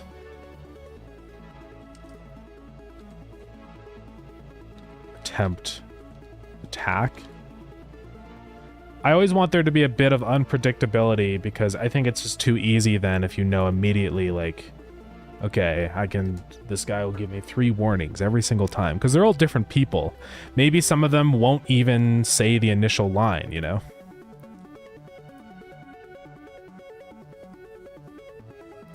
I'll say, I'll make this function warning. Then we'll call warning. And I think first off, I want like... Well, let's not do that. Now we can call warning and say true for that, which is guaranteed. Bool is... Oops. So we have guaranteed or randi range from 0 to 2 is, or 0 to 1 is equal to 0. Then we choose a line. And we'll just make a bunch of these so that there's a lot of different things they say.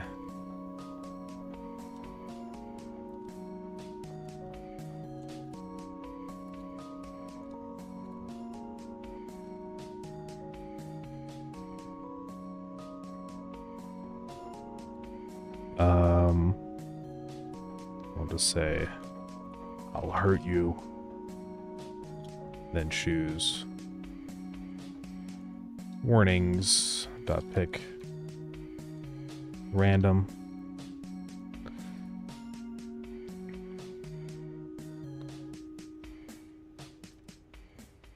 So let's actually just do this first, then always. Yo.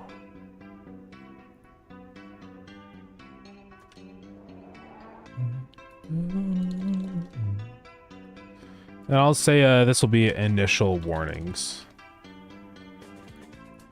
Dot pick random. Because I think those should be a little bit different from the regular warnings.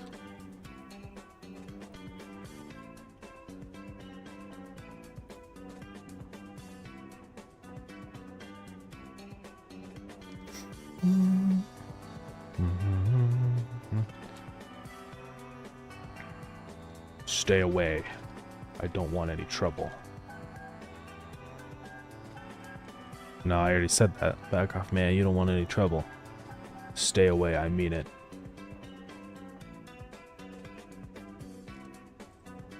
I have a weapon. I will use it. What else would they say? What would I say if somebody's coming up to me and I don't want them to come up to me?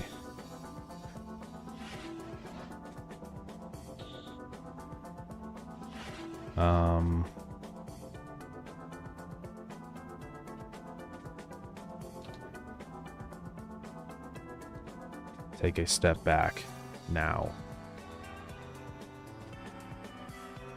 Let's do like at least 6 of these and then a bunch of different warnings that can play. I just want the dialogue to be pretty random so that it doesn't feel like you're just talking to the same guy every single time. So obviously the sprites will be the same, but we're gonna have 3 variations, so it's fine. Final chance. I'm not joking around here. Yeah. I'm not joking around here. You don't want to play this game.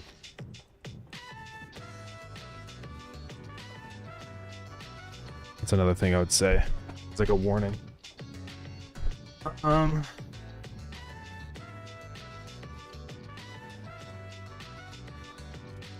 Step back now. Oh, I already said that.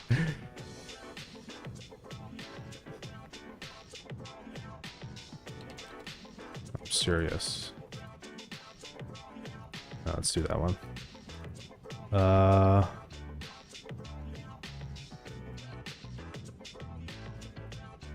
Maybe like, who are you? Stay away.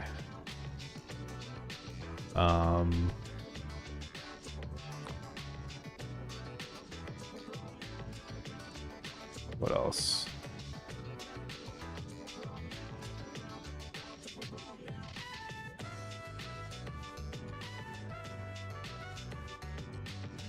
I wonder if I should capitalize all these, like they're screaming them. I'm not sure. I'll think about it.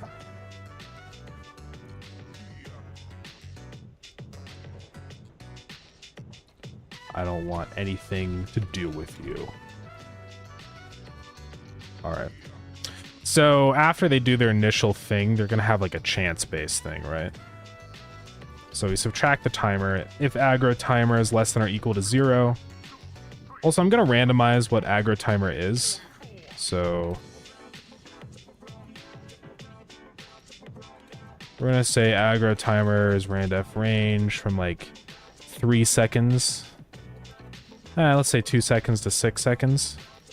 And then same thing with down here after you hit 0 on the aggro timer. So we'll have like a, let's see, var warning count 0. Max warnings should be like 5. No, that's too many. 3 warnings for maximum. So we need to reset these. Well, we need to set warning count. So initially we say warning count is equal to 0. Well, let's say it's equal to 1, because technically that's an initial warning. I think Marco and Izzy are more stoic and under control, but Nicholas is loud and erratic. Yeah, okay. I'd like there to be a little bit of variation depending on which scavenger it is, because I think it'd be cool. I think every little bit of, you know, variety is a good thing, so... yeah. I'll definitely do that then. Here, I'll just write it down. Marco and Izzy are more chill. Nicholas is crazy and aggro. Alright, so let's see if this all works. So we set warning count to 1. We start all this stuff. We decrease the aggro timer. If it's less than 0, we're going to say warning count plus equals 1. And then we also say, or we say if randi range from 0 to 1 is equal to 0, we go ahead and do it. Otherwise, if it was false, we say that. Or warning count, greater than or equal to max warnings. That's where we do this stuff.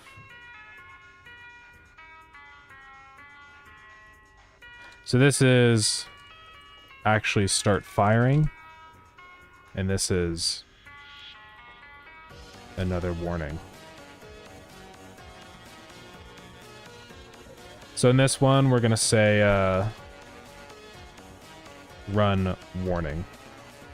And I'll give it a guaranteed warning. I don't think we really need to... I mean, honestly, then we just do this.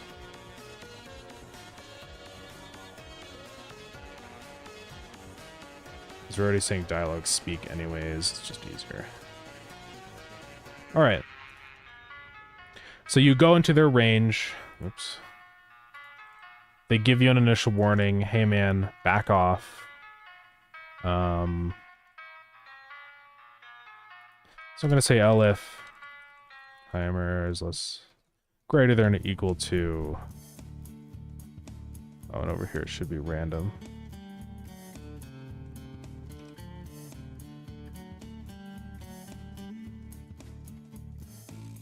Let's do 10. Here, just so it doesn't matter. I'm going to do an initial thing in here where I set aggro timer to something, an initial aggro, 2 to 6. Yeah, that would work. So it sets it. If it's less than 0, do that. So otherwise, if it's greater than or 10, that's where they like stop their stuff and start moving again normally. So if attack target, otherwise we say else, and if aggro timer is greater than 10. So this will mean they just kind of, after you've encountered them, they stop and kind of wait a minute there, which I think will be better with their gun out. Let's just set that to 5 seconds.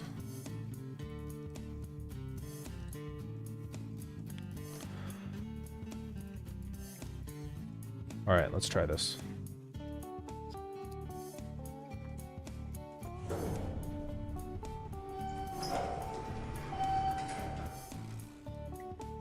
Yeah, I think for the top level, I probably wouldn't want very many scavengers to spawn.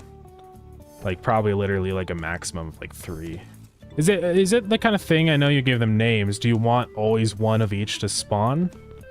Or is this supposed to be like, there can be duplicates?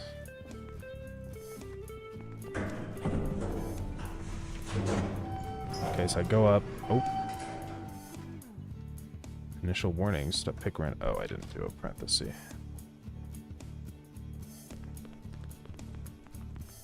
I have to reset it. Oh, there'd be one of each and all 3 would always appear? Okay.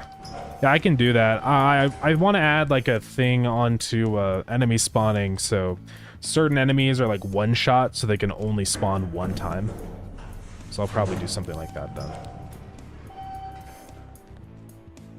Okay, let's go talk to a guy. So they're gonna be like... So they're gonna wait a couple seconds.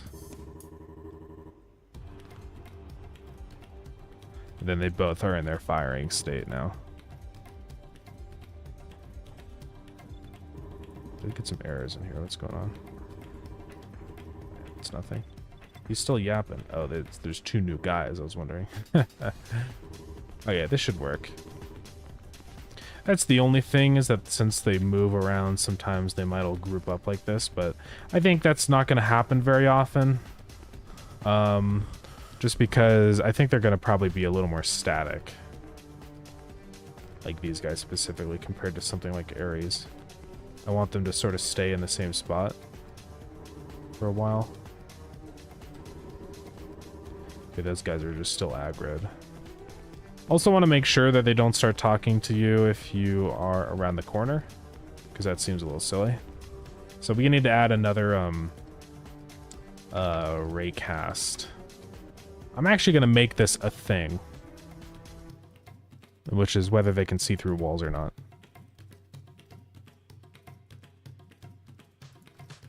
So let's go up here. Can...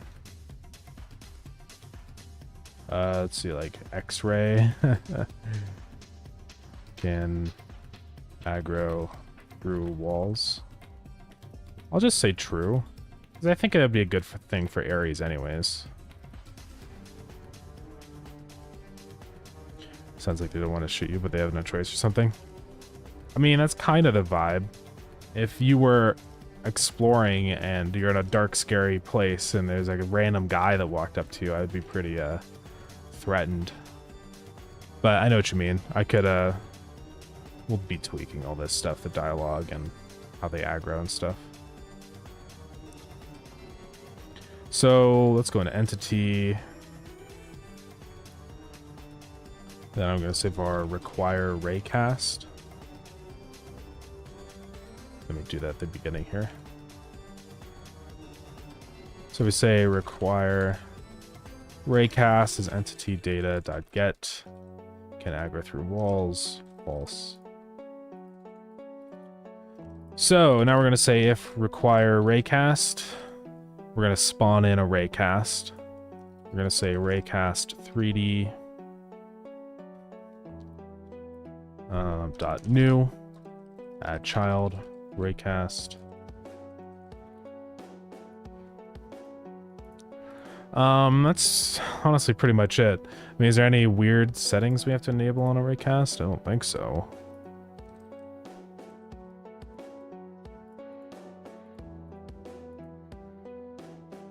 We just need to do target position, otherwise everything by default should be okay. But that's going to dynamically change.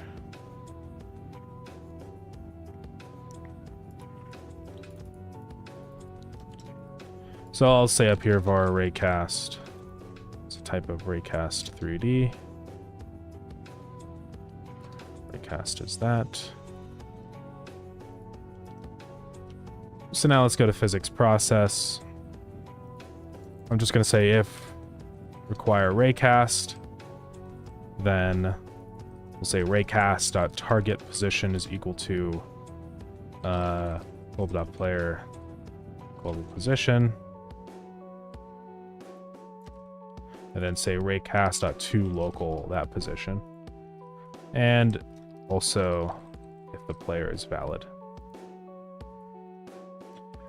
So that should make it so they only aggro if the raycast is not colliding with something. So we'll set collision mask to that. And that only matters for their initial aggroing right here. So aggressive and attack target and these require raycast. So if it doesn't require raycast or raycast get collider is invalid. So hopefully that works.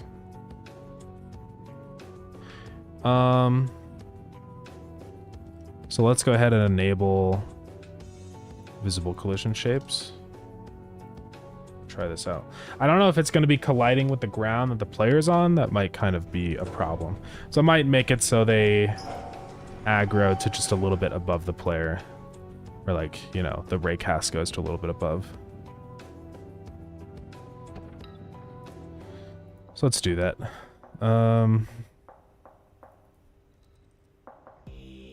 Back into entity. We'll say plus vector 3010. So we don't worry about that. All right, let's go into the game and see if we see those raycasts now.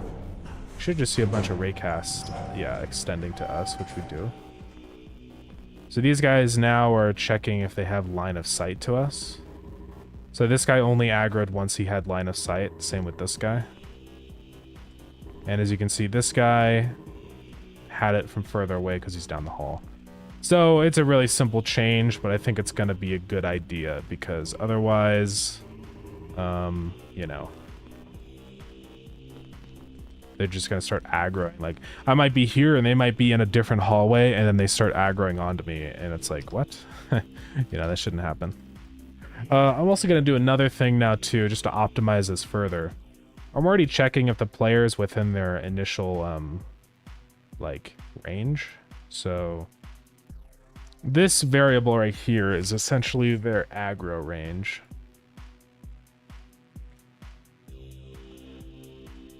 So I'm going to set aggro range as a variable.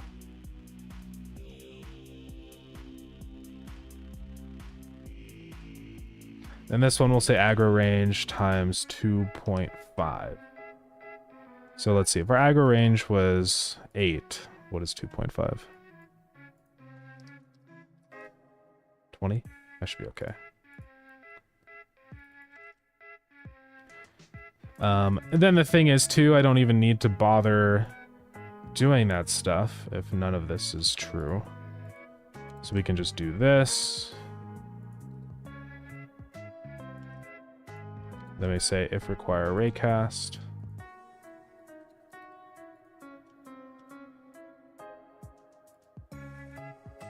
Let's first do this. If the player is valid.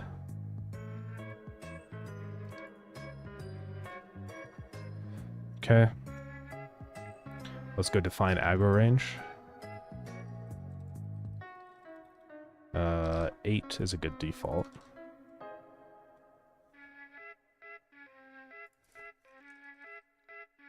And then down in here we can set that.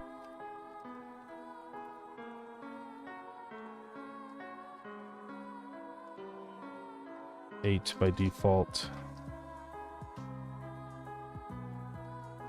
Let's go into the entities table. Give everybody a default aggro range of 8. So we can change that depending on the guy. Back in entity. Alright. So, continuing on to fix this code. So if the player is valid, and then right here, if the player is within the range of aggro and they're not hidden, then we only bother processing the raycast in that case, right?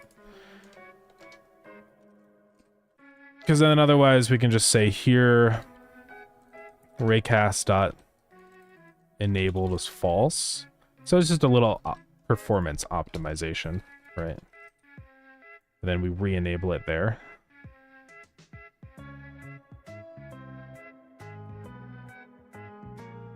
So this should all be good. There's honestly more things here, like aggressive and not attack target. Let's also check these. Like that.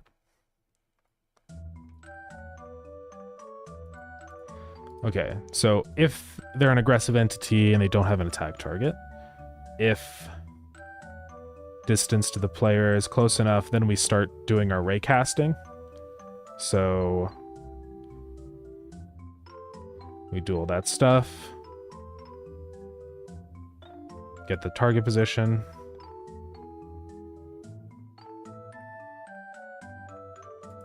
Then if we don't require the raycast or there's no collider, then we're good to go. So let's give this one more check. And this should also work for everybody, like Ares and stuff like that. Should be fine.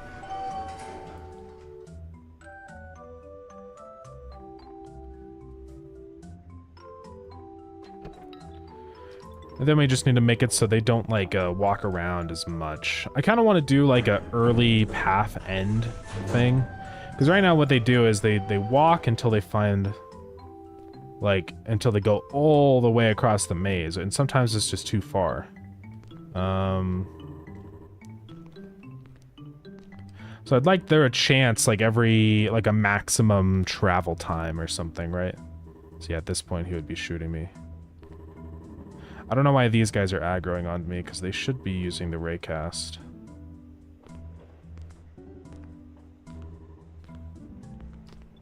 It may be because of the way I did it.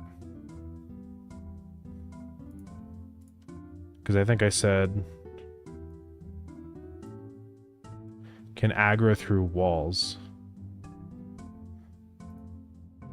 which is the inverse. So it should be the opposite of that.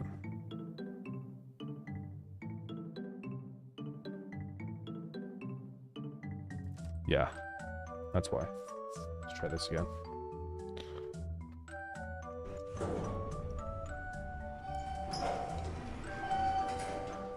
But yeah, this is probably just a good idea to implement this system, because we don't want people aggroing across walls. Because if somebody has like a particularly large aggro range, that's why I have it as a variable, so like maybe some guys, some special guys don't actually, you know, care about being able to see the player. But I think for most base entities, that should probably be a given. So as you can see, he should be entering my range. He still doesn't have a raycast pointing at me though, which is really weird. Oh, I know what's happening.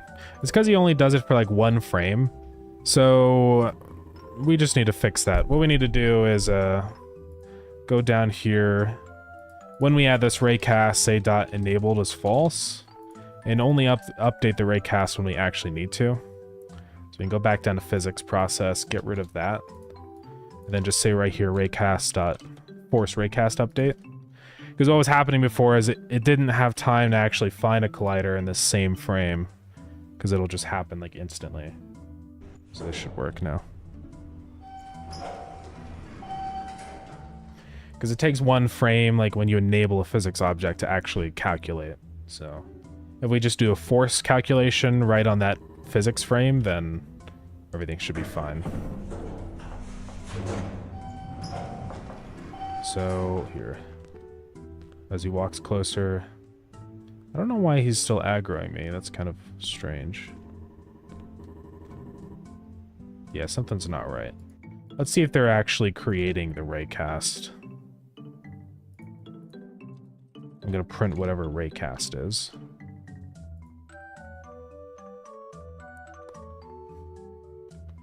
It should be returning false, which means that raycast is required, as far as I know.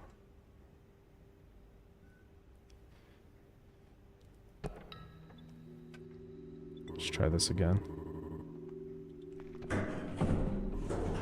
Okay, so it says that their raycast is null, so for some reason they're not actually creating their raycast. I think maybe the way I'm doing it in here or something. It's really weird. So I say can aggro through walls is false, which means it should be set to true.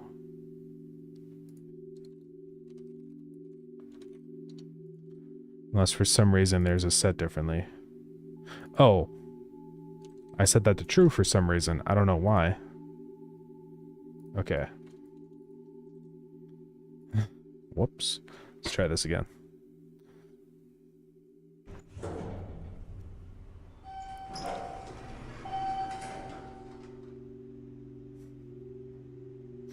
Then yeah, we gotta add footsteps to these guys. I'd like to give them some voice variations as well.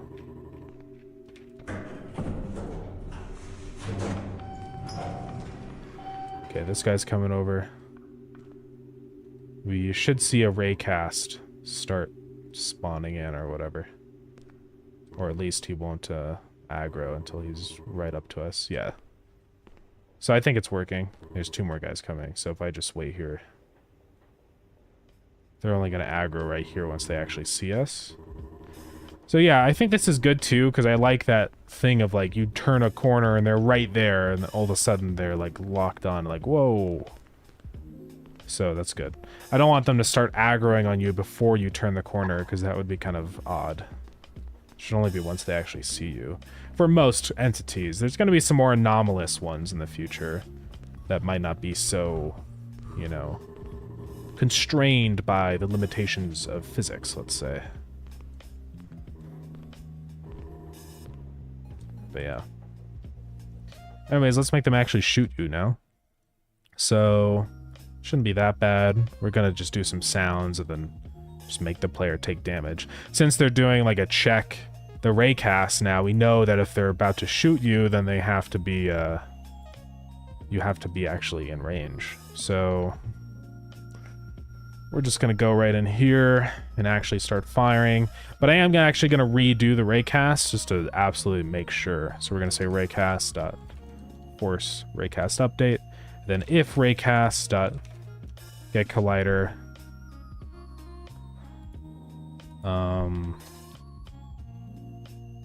So if there's no collider, then we say global.player.take damage 2.0. Something like that. Maybe not very much damage. I want these guys to be like, you know, simple, not super dangerous entities. Okay, so that should work. And I need to like enter like a firing state or whatever.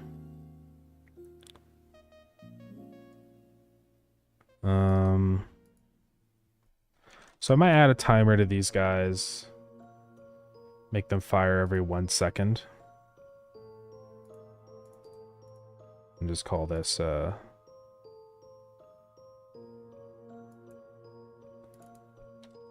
shoot. Shoot.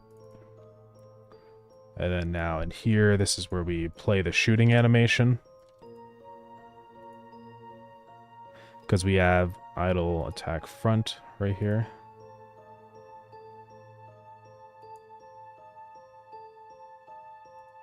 So we say play animation 0. We're going to say animation type is equal to attack.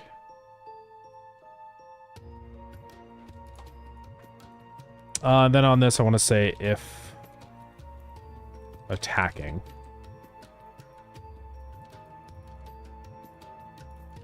So let's go declare what attacking is. So attacking is false initially.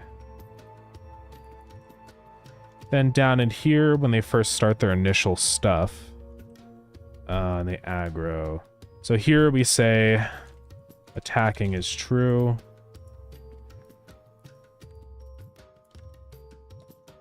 That in there.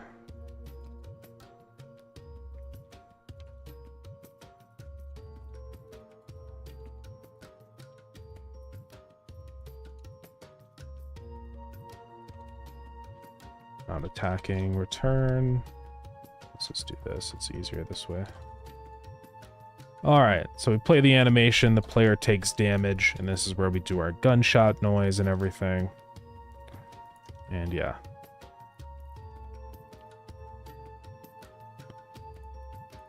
So attacking is true there. I think they'll stay attacking until they don't have an attack target anymore down there. And then we just need a gunshot noise.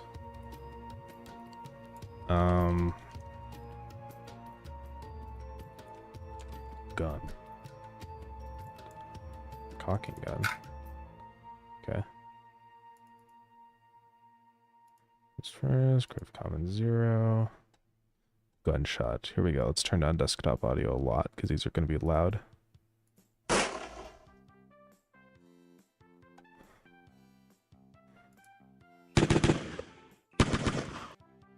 That wouldn't be too bad.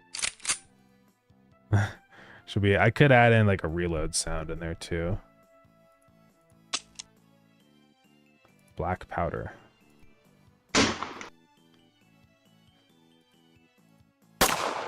Yeah, I imagine it's going to be more of like a pistol sound, right? Shot and reload. That's the classic sound. But a little too goofy. I mean, that one's okay.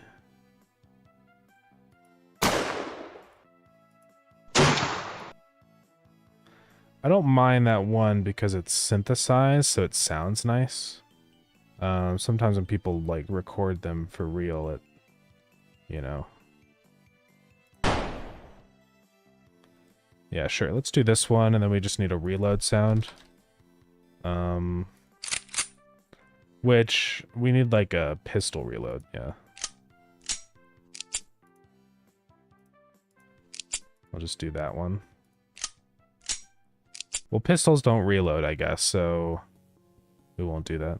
Does he have a shotgun or a pistol? Kind of looks like a shotgun.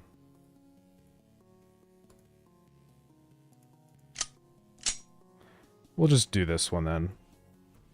So we got this one, single shot, and then pistol reload, which sounds basically the same as a shotgun reload. It's fine. Oh, it's a taser? That's what he has? Hold on, let's look at this closer. Oh. I didn't realize. I thought it was a gun.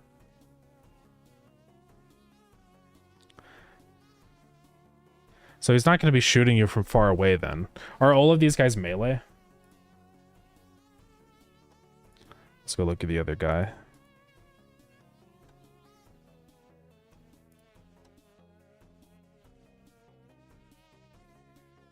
No, this guy's got a gun. Okay.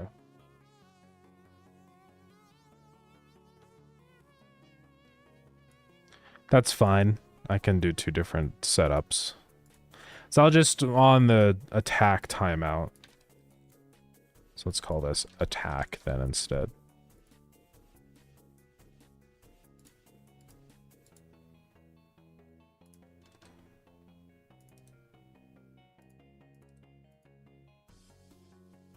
Scavenger. Okay.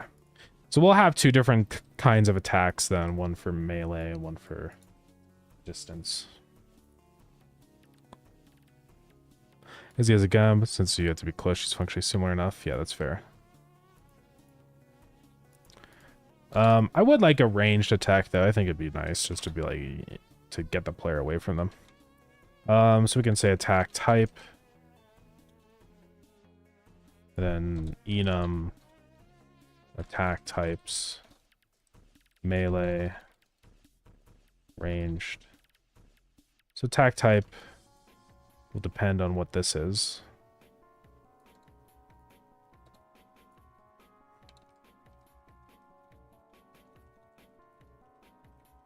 So we set that to melee. That's going to be a type of attack types. All right. Shouldn't really change a whole lot. All we have to do is just check whether they have to be nearby or not, right? The only thing though is then do you want like the guy to for melee guys to run at the player and attack them, or would they just stand there? What do you think?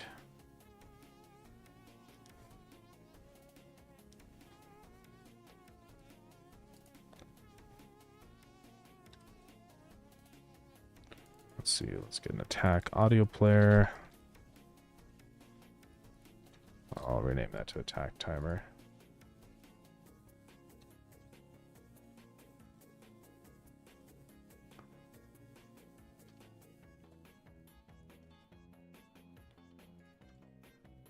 Yeah, imagine the... Oh, I already read that. Because I could make them just start walking toward the player again when they're a melee guy.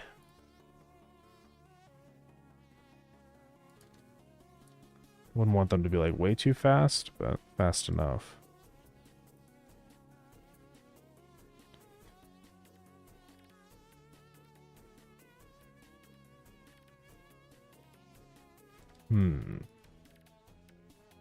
Let's just keep them stationary for a minute, and then we can make them walk after the player if necessary. Want to be stationary? I thought the point is kind of low threat guys. Yeah. Okay. Well, I'll just do stationary for now. It'd be easier. So if not attacking, we do that as long as we're in view.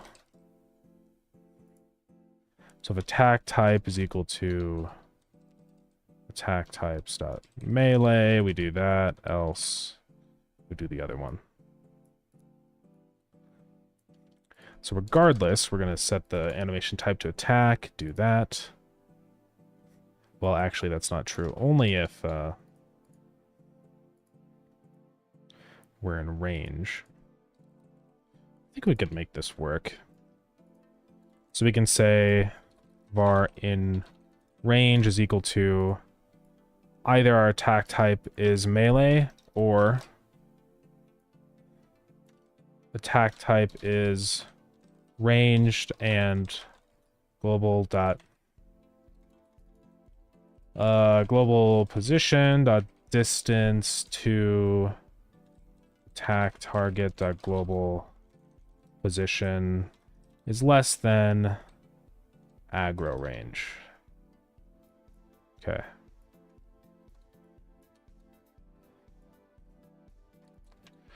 Alrighty, so here's what we do then. We're not attacking, if not attack target, return. Update the raycast, make sure the player's in view.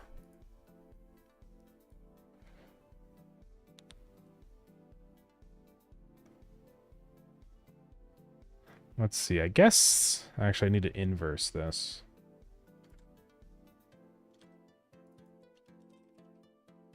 So if it's ranged, they can shoot from anywhere. If it's... Melee, though, they have to be less than, let's say, aggro range divided by... Or let's just do a specific distance, like 2 meters away. Probably be okay.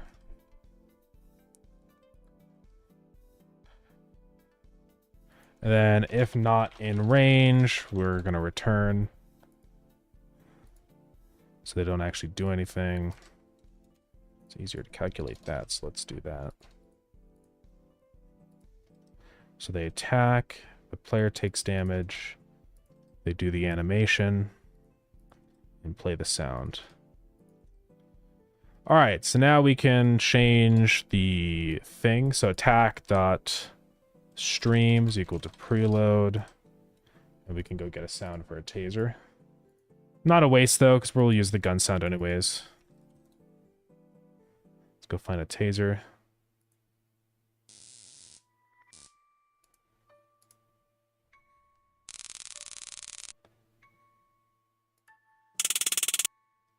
No.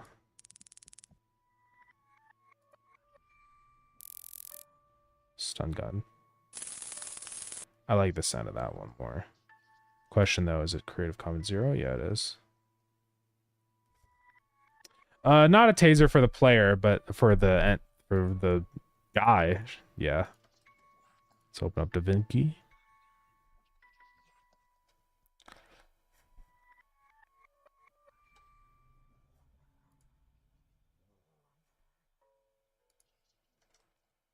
Be cool if the taser guy also, like, slowed you down. We could do some pretty interesting different attack patterns with these guys. It'd be nice, because then you don't really know what you're getting into. Like, Nicholas seems like he's insane. So maybe he, like, actually chases after you with his knife. Izzy has a gun, so she's gonna be shooting from further away, and then Marco kind of just stays stationary, but if you get zapped, it, like, slows you down. Scavengers would be harder to aggro, but would kill you easier. I wouldn't necessarily say that. I think they wouldn't really kill you super easily. The scavengers are meant to be not a very difficult enemy to deal with, right? They're kind of like a little bit of an introduction for the player into more dangerous entities. It's kind of like just getting the idea in their head. There's guys that walk around that can hurt you, without making it too punishing for the player immediately right off the bat, right? Because I don't want somebody to spawn in and then Ares is ramming around, destroying them, and they're like, okay, this game's too hard and sucks. So, just sort of ramping up the difficulties more slowly instead of just immediately throwing the super dangerous guys onto the player. Because I want Ares to be really hard. Because I kind of want all the entities to be very deadly. I think the gameplay kind of that I want is like, it's always better to avoid an altercation with an entity, right? It shouldn't be like super easy to juke them or avoid them. Well, it should be possible to avoid them, but really hard to like survive an encounter. Well, it just depends. Different guys will do different things. I think this should all be good. DaVinci is open. Is it bad that DaVinci is just in my vocabulary? I don't know. There's a lot of garbage in my vocabulary. Where did my thing go? Okay. Just don't do it, I guess. Oh, god dang it. Is this like a non-compatible format? Ah, it's an OGG. Which means I have to convert it first.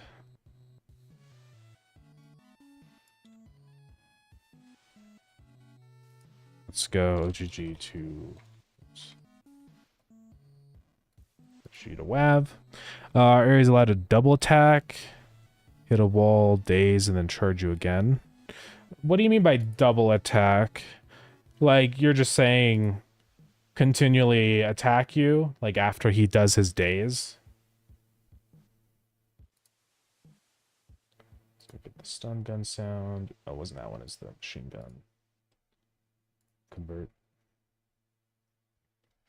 Because yeah, his attack patterns are aggro to player, charge a player, he hits a wall, he gets stunned for a minute, and then once he gets back up, he does another charge if the player is still within his like aggro range. Out of days and then charged me almost right after with almost no downtime. Interesting. I did fix some issues with his like charging cycles, so with this new updates, I think that's what that had to do with. One thing that was happening with Aries, well, first off, he got stuck in his daze animation. So it would look like he's still dazed, even though he's actually technically in his normal state. And also another thing was that like there's no the charging animations and the initial wind up animation was like running at 3 times speed, so it would be extremely fast. I've since reset that back to normal, so it should be okay now.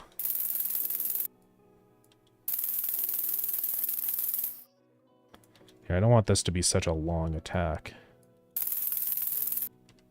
Like just to right there, I think is good. Also, what's up, Zafencer? I already said that.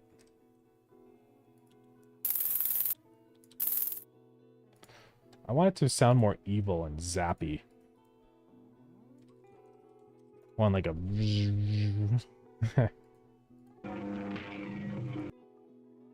yeah, literally that.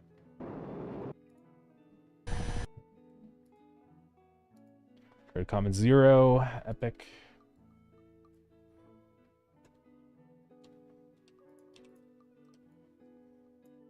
This sound isn't going to be super loud or pronounced, but just to add a little more substance.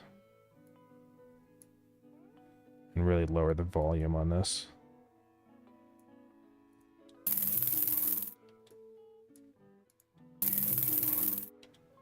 That works. Yeah, we're going to be doing... I'll probably put up this update tonight. I'm just getting a couple final things ready. And then we're good to go. So... okay, that's the reloading. I might just do the short reload on this. So let's see. That'll be fine. Maybe a little bit longer. All the stuff in game has like reverb added, so I don't need to add artificial reverb.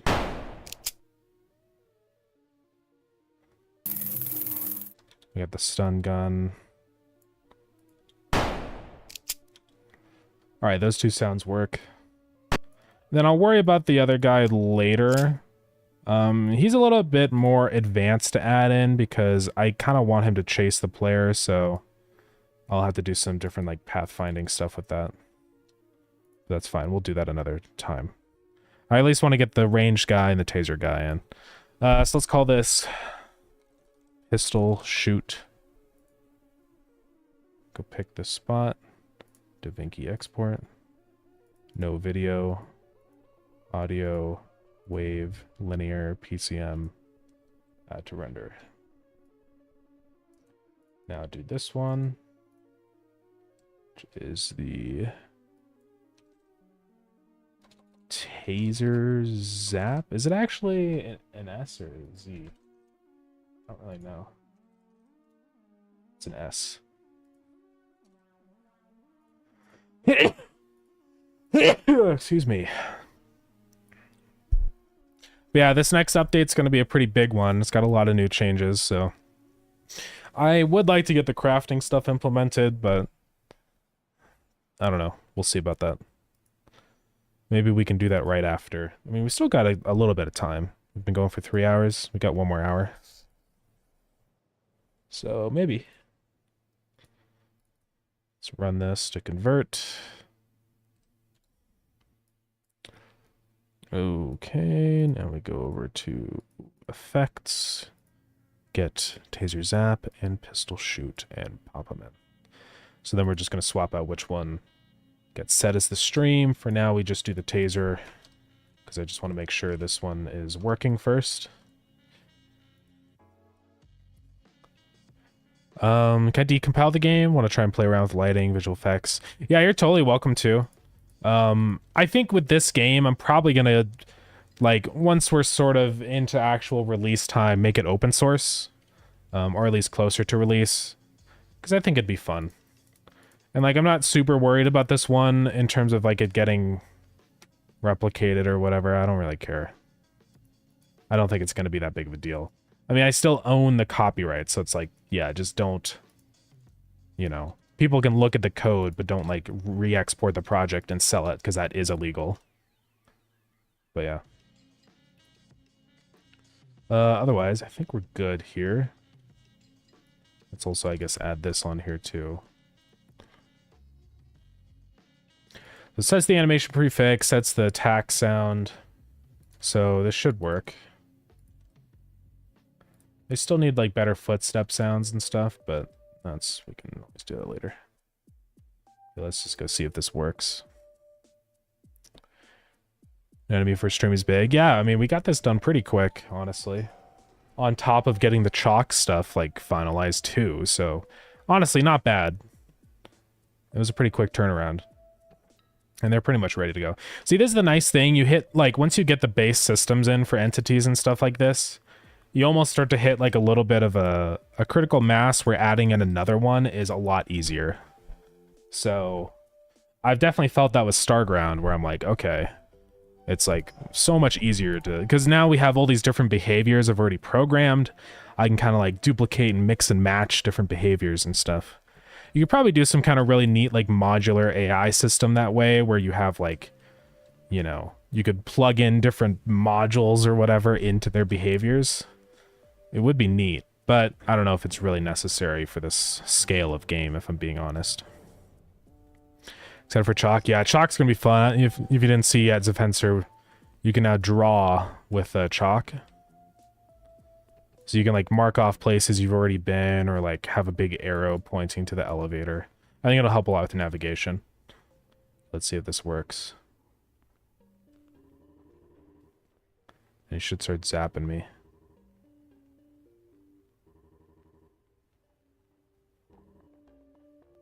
Final chance.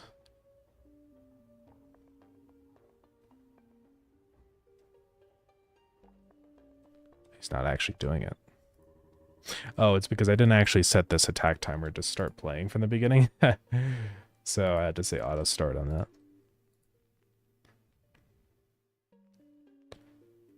that. It's using decals. Yeah. Decals are actually surprisingly performant. I thought it was going to be worse than it was, because I was like, man, I'm spawning in thousands of nodes, but it doesn't seem to have any impact on performance. There might, I mean, potentially maybe there is at a certain point, I'm sure, but so far, it's not bad. Okay, so he is trying to attack me now. And it does work. Although he seems to get stuck in his, like, attack loop. I think it's because his, let's see. Attack front, turn off, looping. You should restart the animation every time.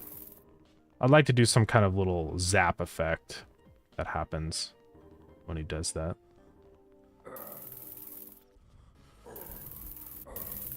Oh. There's not going to be this many of them. I think at maximum there's going to be 3, so it's not a big deal. Also season for the meat hook. Do you want me to add physics in Blender for the chain? There's no need to. I'm going to have to do, like, my own physics stuff in Godot. You can't import physics from Blender, so don't bother. Just model the stuff and then I'll figure out the physics. I don't know if we're really going to do physics necessarily. I think what I might do is just do, like, just a little animation of it swinging when you hit it, but definitely not like it's not worth it to do a whole rope simulation for some hooks. So I don't think we'll bother. All right, so those guys are working. Let's get the gun variant in right now. Because we already have the stuff set up for it, and it should be really easy. So this is going to be attack type ranged. We're going to do, what was it? Pistol shoot. And then we just have to change all of our animations. And we'll just do the 2 for now. Okay. Get rid of those.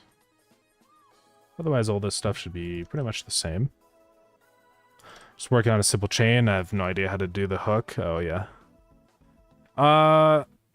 You could use like a Bezier curve and then model the curve of the hook and then just convert it back into an object and pinch one of the ends together so it's like sharp like a hook.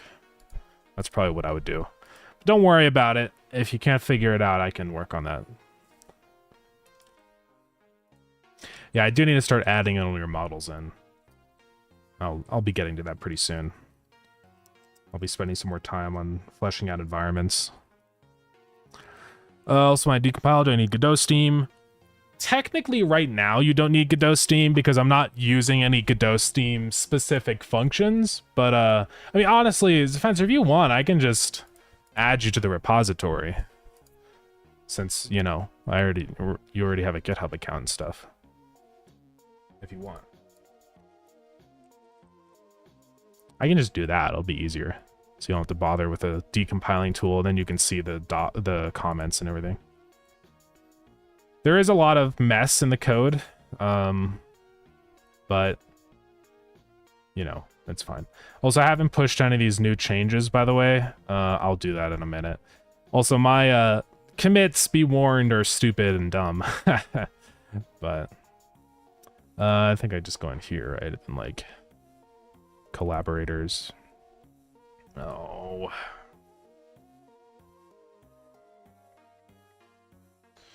Gosh, dang it.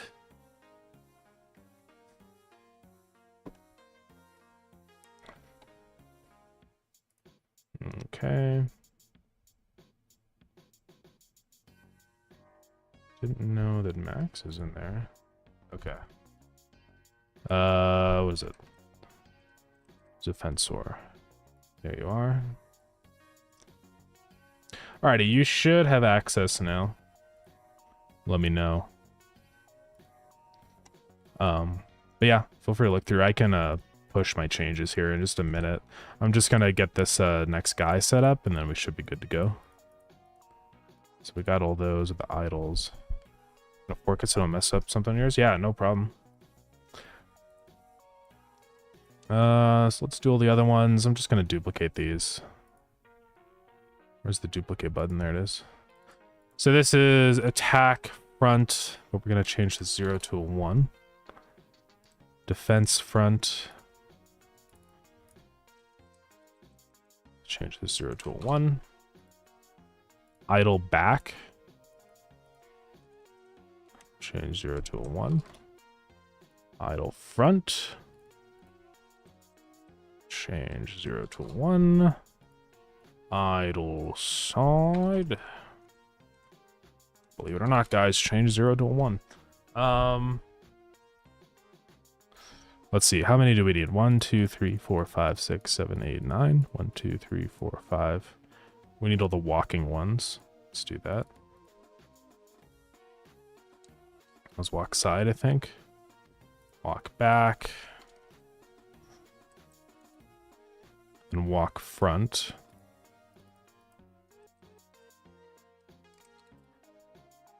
Okay, 1, 2, 3, 4, 5, 6, 7, 8, and I'm just missing 1, which I think is the threaten.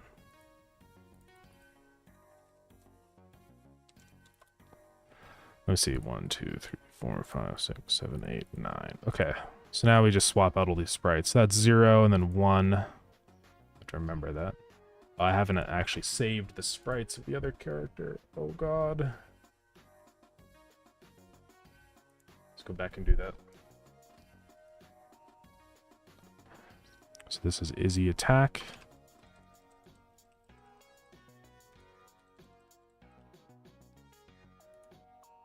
Okay. Boom. This is a threaten or defense, whatever.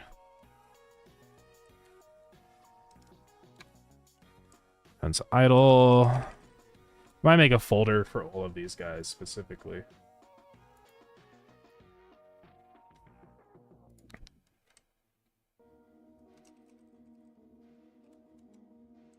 Scavenger Izzy threaten. Boom. Oh, that's the back. I was like, what? It was just black, and I was like, what happened to her face? And I guess for her, I'm going to have to increase the pitch of her voice. I do want to get some new voice sounds. I'm just reusing the one that I've used for the player. But it's fine. We'll do that eventually. Audio is one of those things that's going to get like a huge rework. Not necessarily rework, but a huge expansion, I guess. Oh, I already did attack, so do I have 8? Or I think I have everything. Okay, so attack front. Let's get that. Scavenger, Izzy, attack. Or...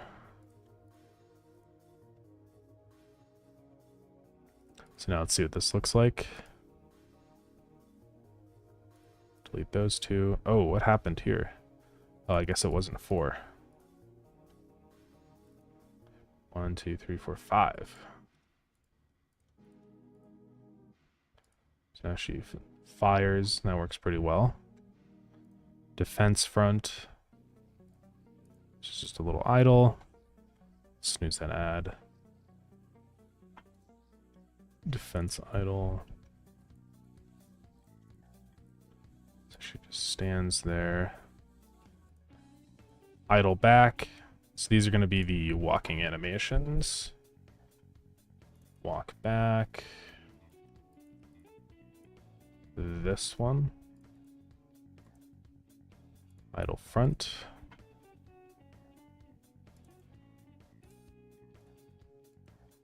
Idle side.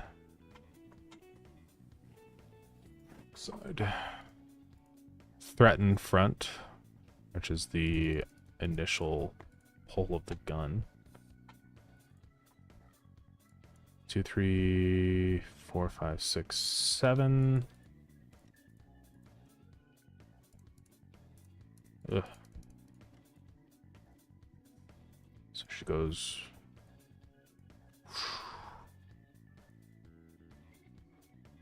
Okay, a little bit too fast on this one. I don't know why she keeps shifting to the side. It's fine. It doesn't really matter. Okay, walk back.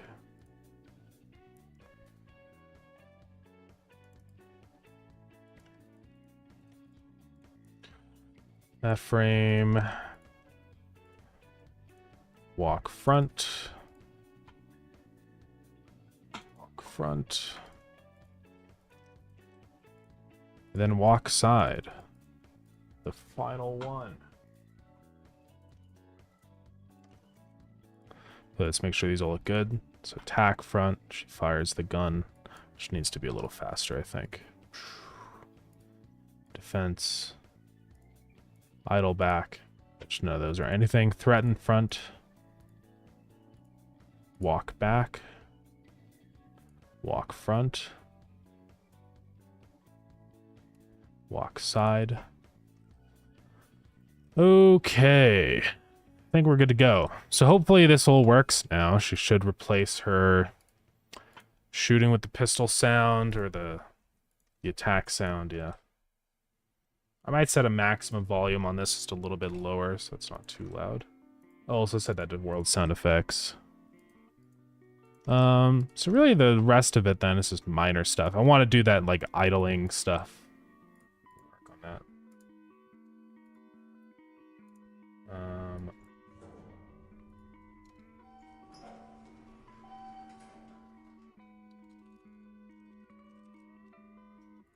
Okay.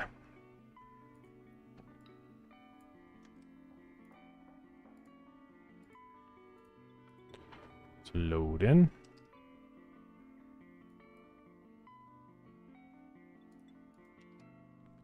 Okay. It's super laggy right now. Why is that? Oh, it went away. I don't know why that happens. it's difficult to troubleshoot it. So she should, like, shoot at us from a ways away. Is there two of them inside? I don't see the animation because they're behind the other person.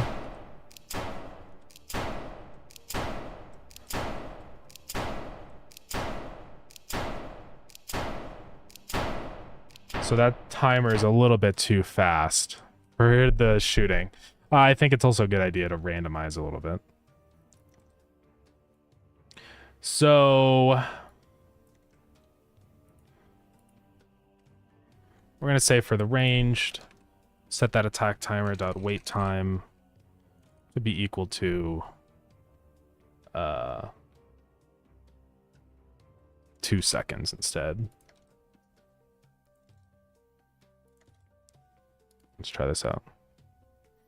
Welcome back, Oshik. How's it going?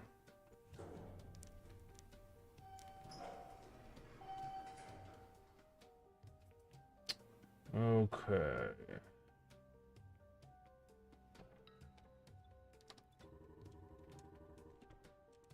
Let's descend.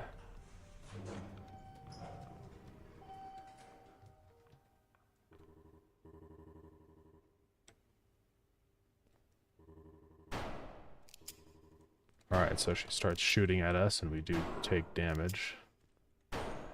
So that works pretty well. Just as like a little warning. Oh, why is she... That's not right. She should have checked if I'm actually weird. It's like she's not checking the raycast.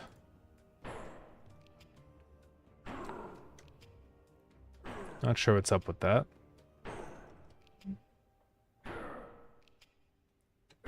Snooze the ad. In range. It should do a raycast and check if there's any colliders, which in this case there definitely should be. So that's pretty weird. I don't know what's up with that. How would that be happening? I'm checking the raycast there again. Is it valid? Let's print a raycast. It is a valid raycast. Let's print raycast target position. Maybe it's not setting the target or something. Okay, let's print global position. Really odd.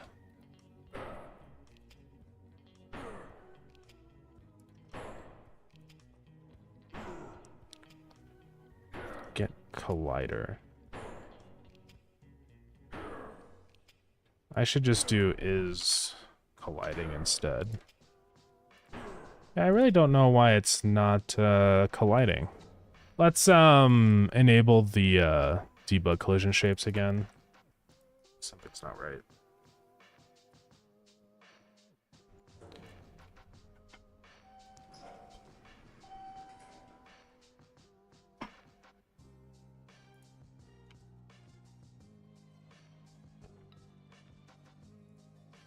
Let's try this again.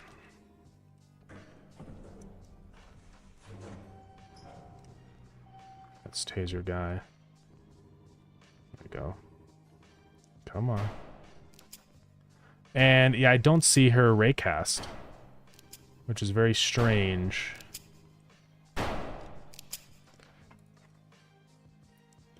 Oh, I think I know what's happening. So I don't care about seeing the raycast, but I know what's wrong now. It's because I am not actually updating the position every time that I do that. So what we have to do is go into the scavenger code, which we are in. Then what do we do? Or actually, it's inside the entity code. Down in here in physics process, the thing is that we're not updating the raycast position every time. So now we can fix that. Go back down into attack. So if require raycast now, we force the update. Well, we set the position first. Force the update. And this, we just say attack. Target global position. Force the raycast update, and then check if it's colliding. That, I believe, is what is the issue. So let's try it.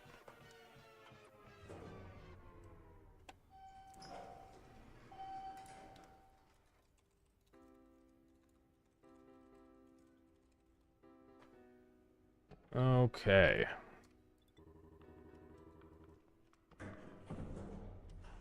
So scavenger.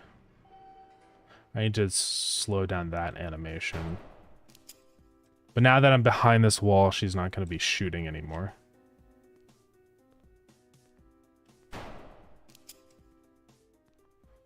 I don't know why she's still yapping when I'm like out of her aggro range. Oh, it's because, yeah, no. It's because I just walked back into it. Okay, and she's still like angry at me, yeah. If I go super far away.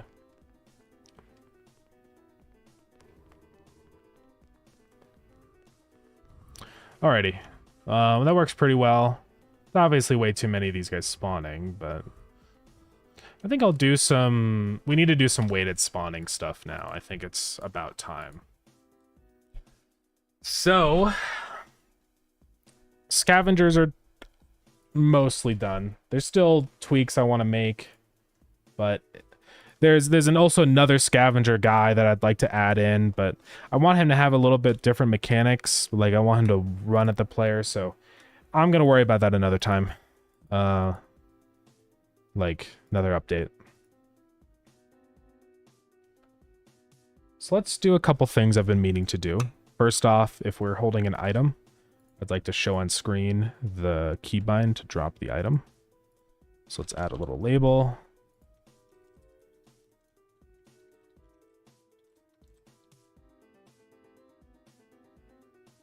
So we're going to say throw item. And then we need to figure out where to put this. I think just to the right of this dialogue or whatever in here. Or just in the bottom right corner. Because we already have a separator down there, so I could just instead replace it with this label. That would work pretty well. So now for container sizing, expand, fill, set the text alignment. So now it just gives you a little prompt down there, depending on what you're holding. I'll just call this prompt.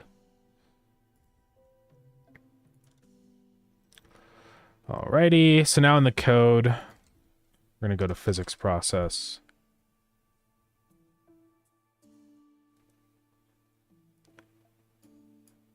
And I want the visibility of this to be somewhat low. Let's set it to like half.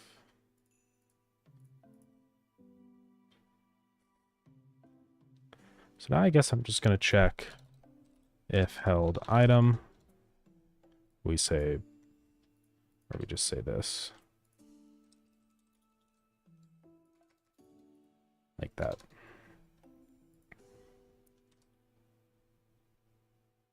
So let's go try that.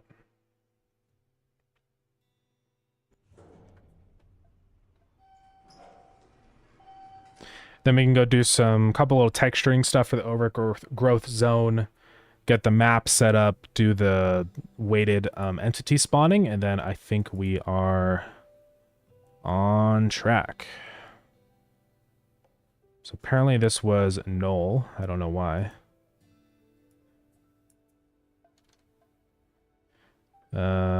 Strange.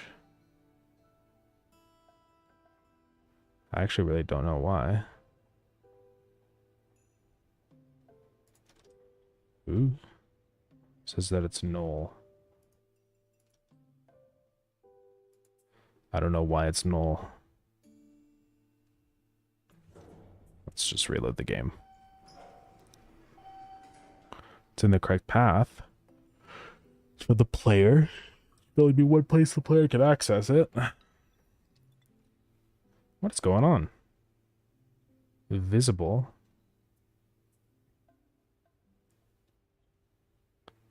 Oh, because it's equal to null. I have to say item is equal to null.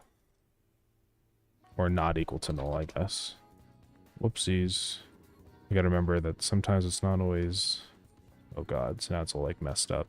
Oh, and I can't do visible. I have to say modulate.a is equal to float that, and then say clamp f value 0.5. So now this should work.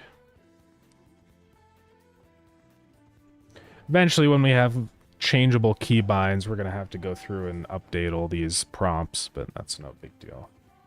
I want to create a smarter system for that, maybe like a standardized label class that'll automatically update its text with the current selected bind. But I think it's just nice as a little aid. It's pretty transparent, so it's not super distracting. It might make it even less transparent or less opaque, whatever, you know. Just like that. I think that works. All right, so that's checked off the list. Let's do our vine textures. I'd like to get that area figured out. So we've got all these different vines I want to do. I think I like this one more. It's got like actual vines. Let's open it up in Filter Forge. The floor and ceiling don't need it, but I'd like to do it for the walls. Let's hope it actually like works. I think it usually has been working. All right. Let's open up our project. Create a new board. Yeah, probably 384. Call this one Vines. Get the filter in here. Now we have vines. Seamless tiling.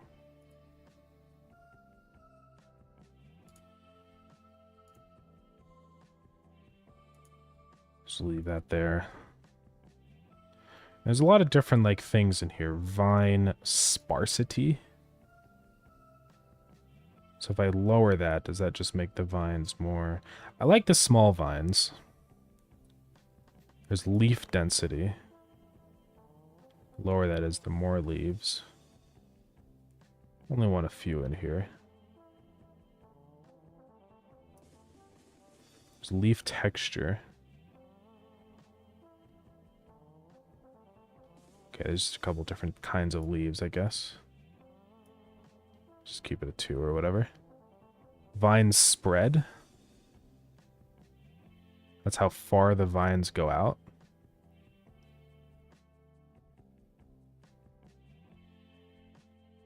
They could go out a little ways. I wish I could make the big vines a little less big, but it's fine. Let's just keep looking through some different... I feel like this one's pretty nice.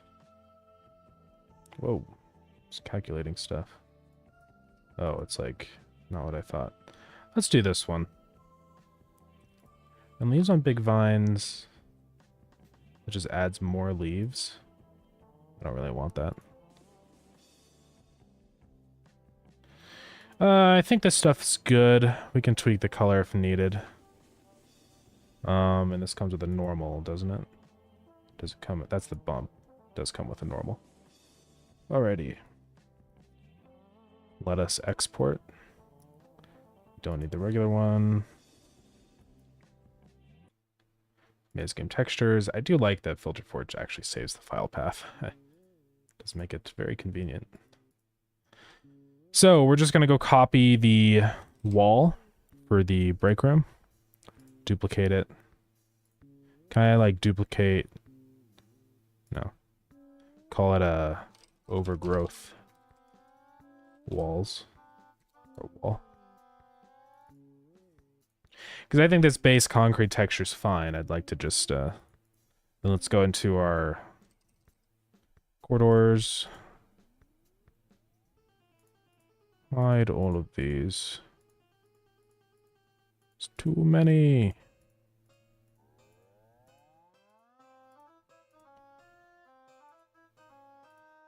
Okay, now for all these curve straights, I want to set the wall to... Boom.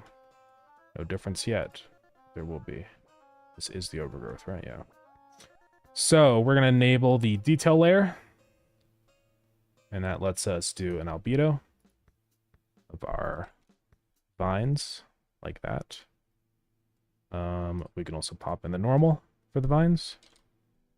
Boom. And now we can make it world triplanar. We can mess with the scale if we want. Which I'm pretty happy with where it's at already.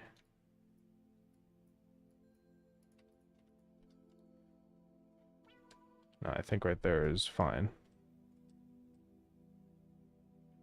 And sampling's already on, but wasn't triplanar. Whoops. So let's set this to, well, that should be okay. It can just be on 1, I guess.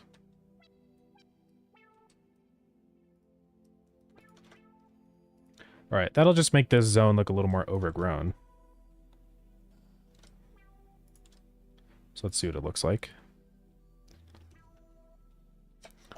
I'm gonna get me some water.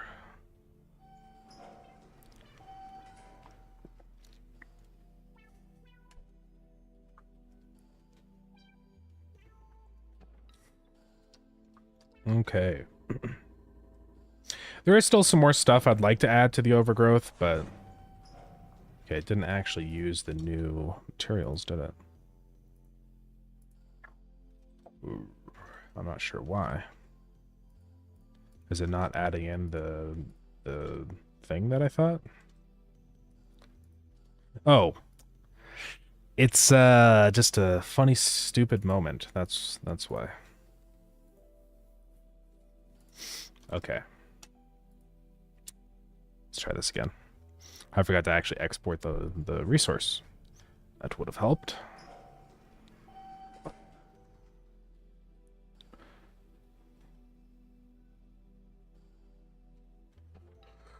Okay. Let's see what we got going on.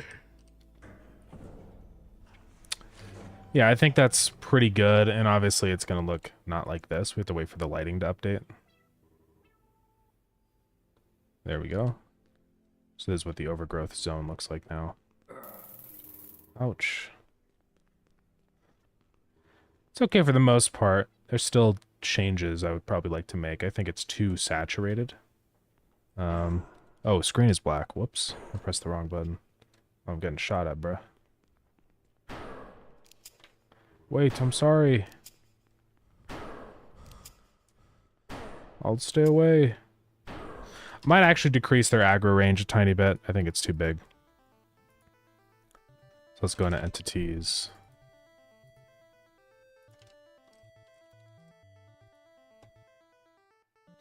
And then go up to aggro range. See, it's nice that I can actually do this now. Let's keep it like 4. I only want them to really attack you if you're like right there. That should be good. Okay, and then let's make this much less saturated, I think. So how do we want to do that? Let's think. We can go to... We have our vines. Am I just setting the modulate inside of world? And I say generate debris.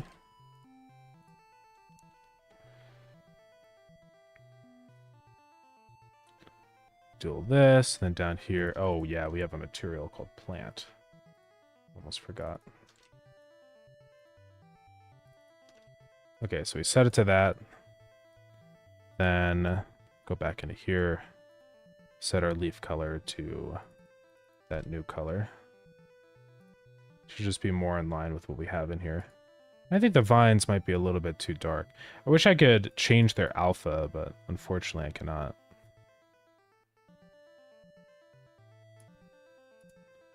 I'm going to set it to this color, but then make them much more desaturated, so they're not as annoying. So that's their color, which it seems more accurate than the leaf color. I don't know why it's like that. And then I just want to drop the saturation on these. Let's try that now. Should kind of blend in a little bit more with the concrete. So this is what it looks like now, which I think is better. Okay, that's good enough for now. So yeah, that zone's pretty much done.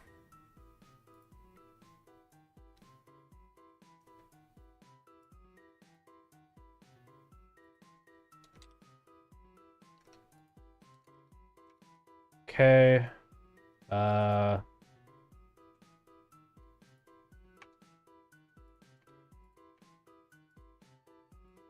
on, I'm just organizing. Stuff's open, done. All right, so let's go on to... Let's do the map stuff. Get that figured out. I've broken it up into a couple different tiers of maps. So now we have easy, medium, and hard maps. Easy ones are tiny, right? I'm going to say 9 by 9 or less. Medium ones are kind of in between that, and I'd say 15 by 15. Then hard is anything above 15 by 15. So you can start creating some easy maps. I think I might make it so for now Ares only spawns in the butchery area. But we'll see. He's still not going to hang around the butchery area. That's like another thing that we're going to have to figure out, but let's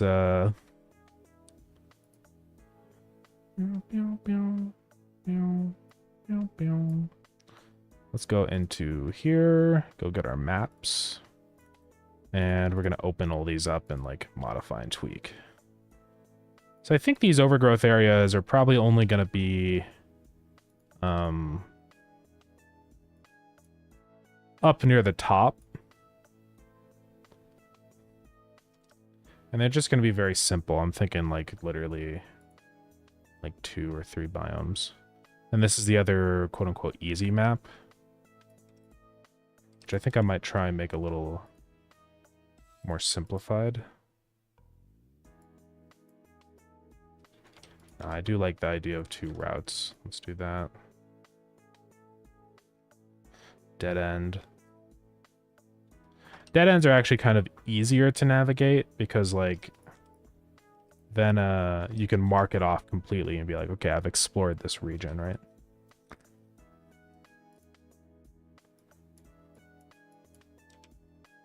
So let's give this one some greenery and some regular corridor. So that should be mostly good. Let's resave map 3. So pretty much all the easy maps like this, I want to do, make them very easy. Duh. So let's do another 9 by 9. First off, we make it black. Now I can paint in our green.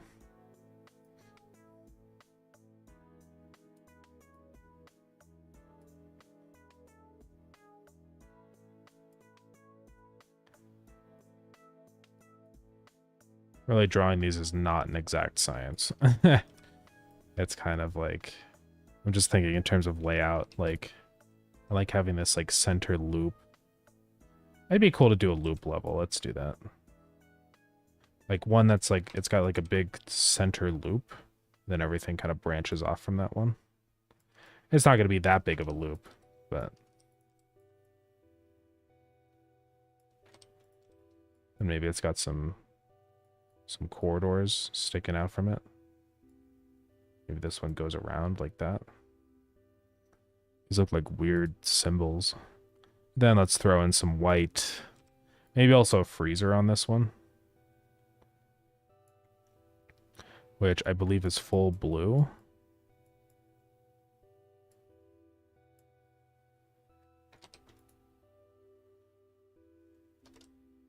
I think the freezer zone is going to be relatively safe as well. Put this into easy. You know, these don't really have to have names. I'll just call it the loop. I can call these whatever I want. Like, it doesn't have to be a number ID, right? So this guy's the loop.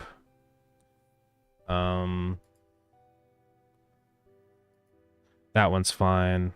How big is this map? Like, I think it's 7 by 7. Let's do a really tiny one. And I think the way this is going to work is that you can still get the easier ones occasionally, but maybe we just do like a loop over there. Something just very simple.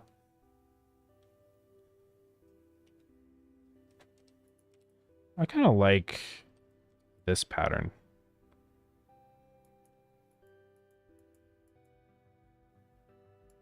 Sure. Maybe freezers on the end. And then like that.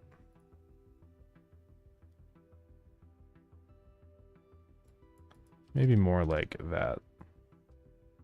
And call this TIE Fighter.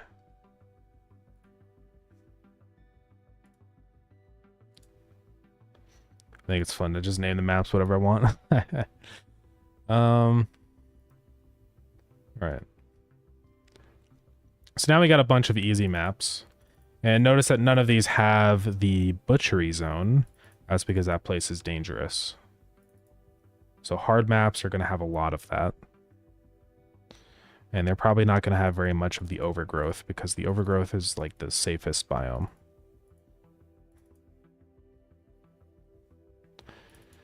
So I think that's okay for now. I kind of just want to experiment more with the easy maps.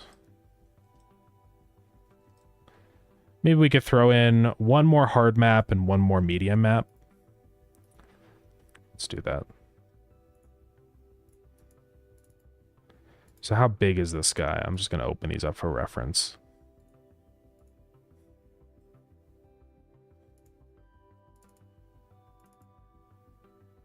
I kind of like the idea of symmetrical maps, but it doesn't really matter. Okay, so this will be another medium map. Let's do, I want one called the Compound. Maybe this will be the Compound. And I might swap these around depending on what people actually think about the difficulty, so... am I using environment backup when in the maze? I don't know what that is. Is that like a lighting thing? Because the way I'm doing the lighting is probably pretty stupid.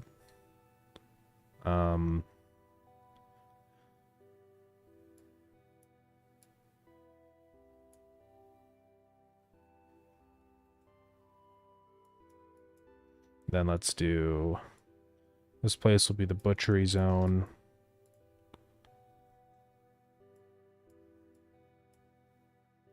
Then this place will be the freezer zone. And call this, instead of medium, the Compound. And then one final one, which will be a hard map. What would happen if you made like a 2x2 or 3x3? I think the maps have to be an odd number. I can't remember the way that I did the generation, to be completely honest, but... I'm not sure. I can't remember. C named environment backup with world environment. Okay.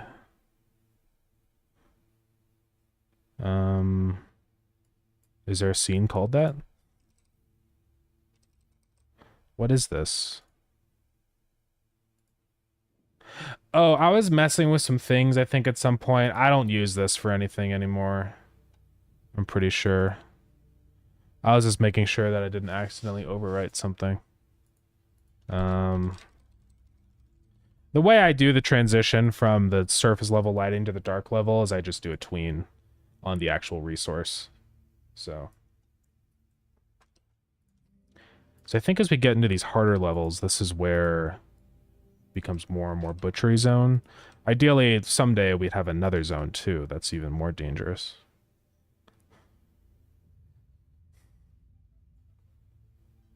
I want to call this one the Blender.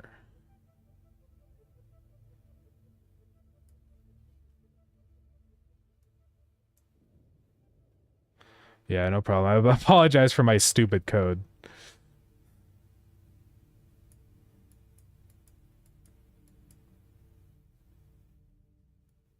This place can just have a bunch of different kinds of areas. Maybe one that's like this.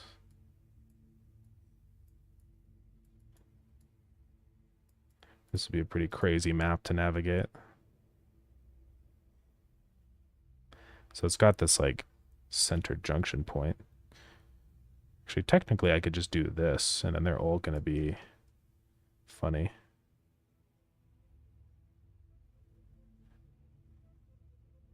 Yeah, this would be fine.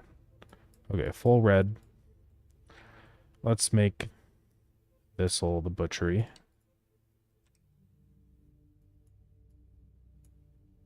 Let's do this as the freezer. Let's make this all the butchery.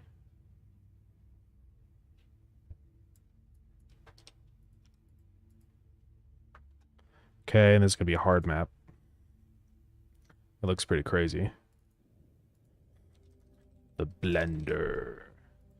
Named after my favorite tool, Blender. Messing with this DFGI, but it seems like it almost does nothing in the darkness. Yeah, that's why I just disabled it, because it's like, it doesn't really matter that much. I probably have to do more setup for it to actually look good. Like, maybe you would have to do some, like, I don't know. More, what's the word? Like, reflection probes and stuff like that. But there's not really a whole lot of reflective materials in this game, so I don't know if it's really that worth it. It's definitely not worth the performance cost if it doesn't even make really that much of a visual difference, so. Alright, so we are gonna have a thing in here called map levels. So this is enum map difficulties. We have easy, medium, hard, extreme, which we're not going to do extreme yet, but eventually we will. Let's just call this map tiers. Then I'd love eventually to have some special levels that can rarely spawn that like have a ton of items or something. It would just be kind of cool, but that's going to come later. So we can go back into maps table now. Redefine all these.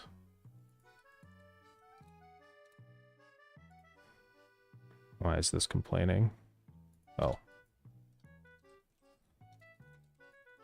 So mg.map.the blender. mg.map.ifighter. Yeah, let's do the hardest to medium. The compound. So we're going to assign a tier to each of these. I'm going to do some regions in here too. Region easy, and region medium, and region hard, and region. So the blender is in hard. And then, what was the other one in hard? Map 2. Put that into hard. Okay. The compound was medium. Because we'll need an image. Call this the blender. And this one needs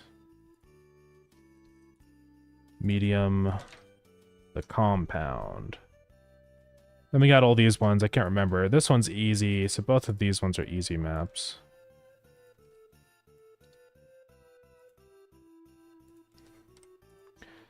And then we can start to also do this and say tier. And now we can say global.map tiers or whatever it is.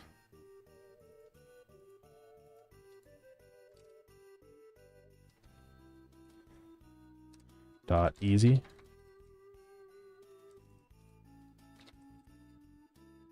Like so.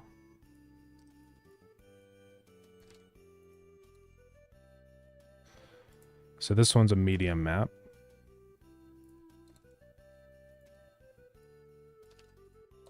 Tier medium. And these ones will be tier hard.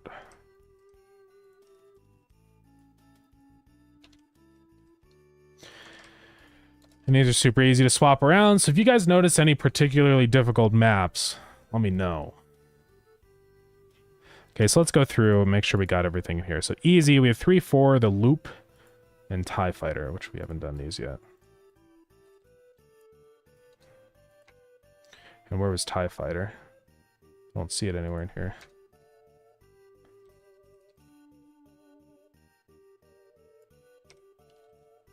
The loop.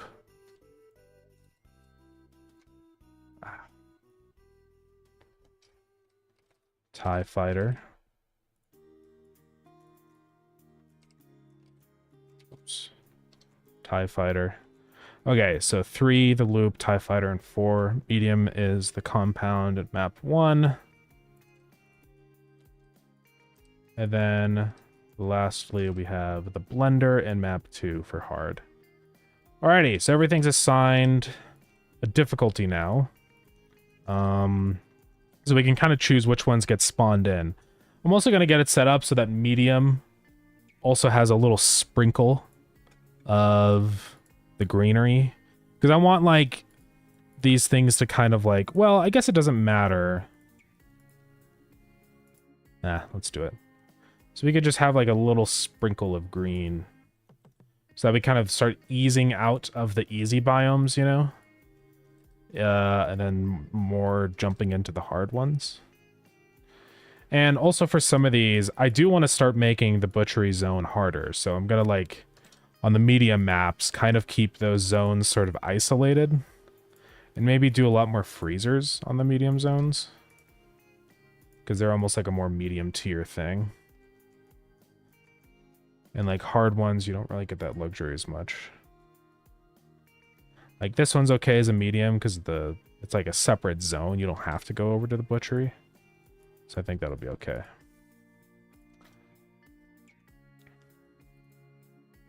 So any of these could be the first map you get. This one might be a little bit too large for an easy. This is 7x7, 9x9. This one's just kind of dense, but we'll see. We have to do some testing on these. Okay. So the next step to this now is we can go into like the world code. Where's the pixelization shader? There's no pixelization shader, but there is the whatchamacallit, the dithering shader. It's just called effect. I just named it stupid, so my bad. I just found this on Godot shaders. I didn't make this.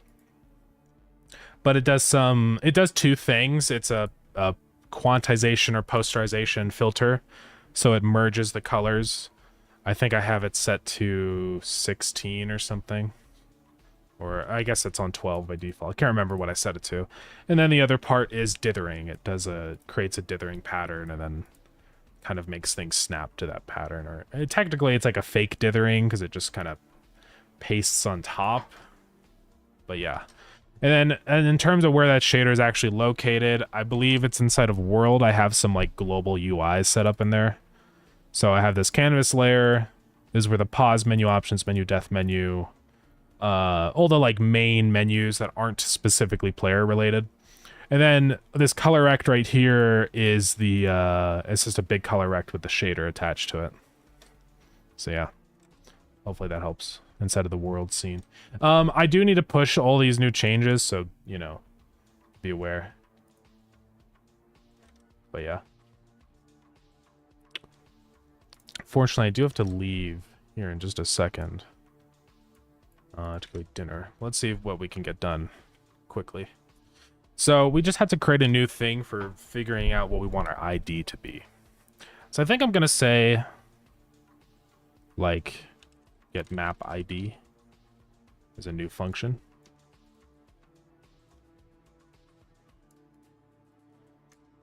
So let's just nest this in.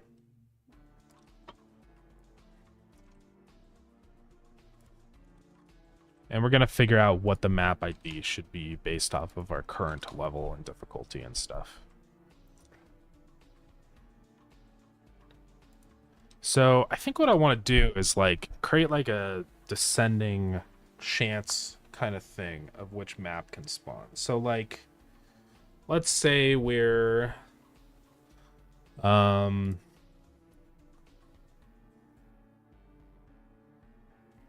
we say like rand F range from 0 to level or whatever. Ow. One thing that's annoying about these new headphones is sometimes my hair gets in the hinge and then I take them off and it gets ripped out. It's a little annoying. Void. Nah. This is going to return a string of the map ID.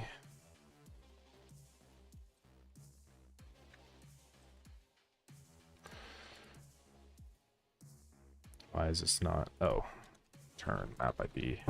Actually, I already have that. We have to say selected ID. So this is what we're going to do. I'll probably work on this off stream because I do have to end stream now. But I'll try and get this update up tonight so you guys can test all the new stuff. I just got to get a couple of these things working. The final things I want to do is map tiers. I think I'll wait on more like navigation stuff. And then the other thing is weighted enemy spawning, just so that you get more fair enemies. And then we'll worry about all this other stuff another time. Yeah, I'll try and get all this done tonight, hopefully. And then I'll ping you guys when a new update is out. Yeah, that's going to be it for today. Thank you everybody for coming in. I think the chalk will be really fun. I'm excited to see people mess with that. Yeah, we're going to go raid out. Let's go find somebody to raid. Find somebody to raid.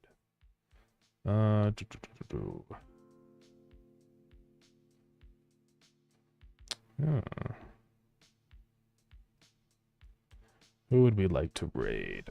I don't know. Is there anybody new in our team or whatever? Curse background returns again, yeah. Curse background returns again. Sorry. What are these people doing? Let's see. We could raid, it's been a little while since we raided, Whitechapel. Let's raid it there. Alright. Gonna start that raid. Thank you, gamers, for coming in. We'll be live again next on Wednesday, which I believe is the 2-year affiliate anniversary or something. It gave me a little pop-up, so might be some special stuff that happens. I don't really know. But yeah, thank you, gamers. I appreciate it. Feel free to grab Starground on Steam, join the Discord, and yeah, thank you, gamers. I'll see you next time. Bye-bye. I'll let you guys know when the update is up on Discord. Bye.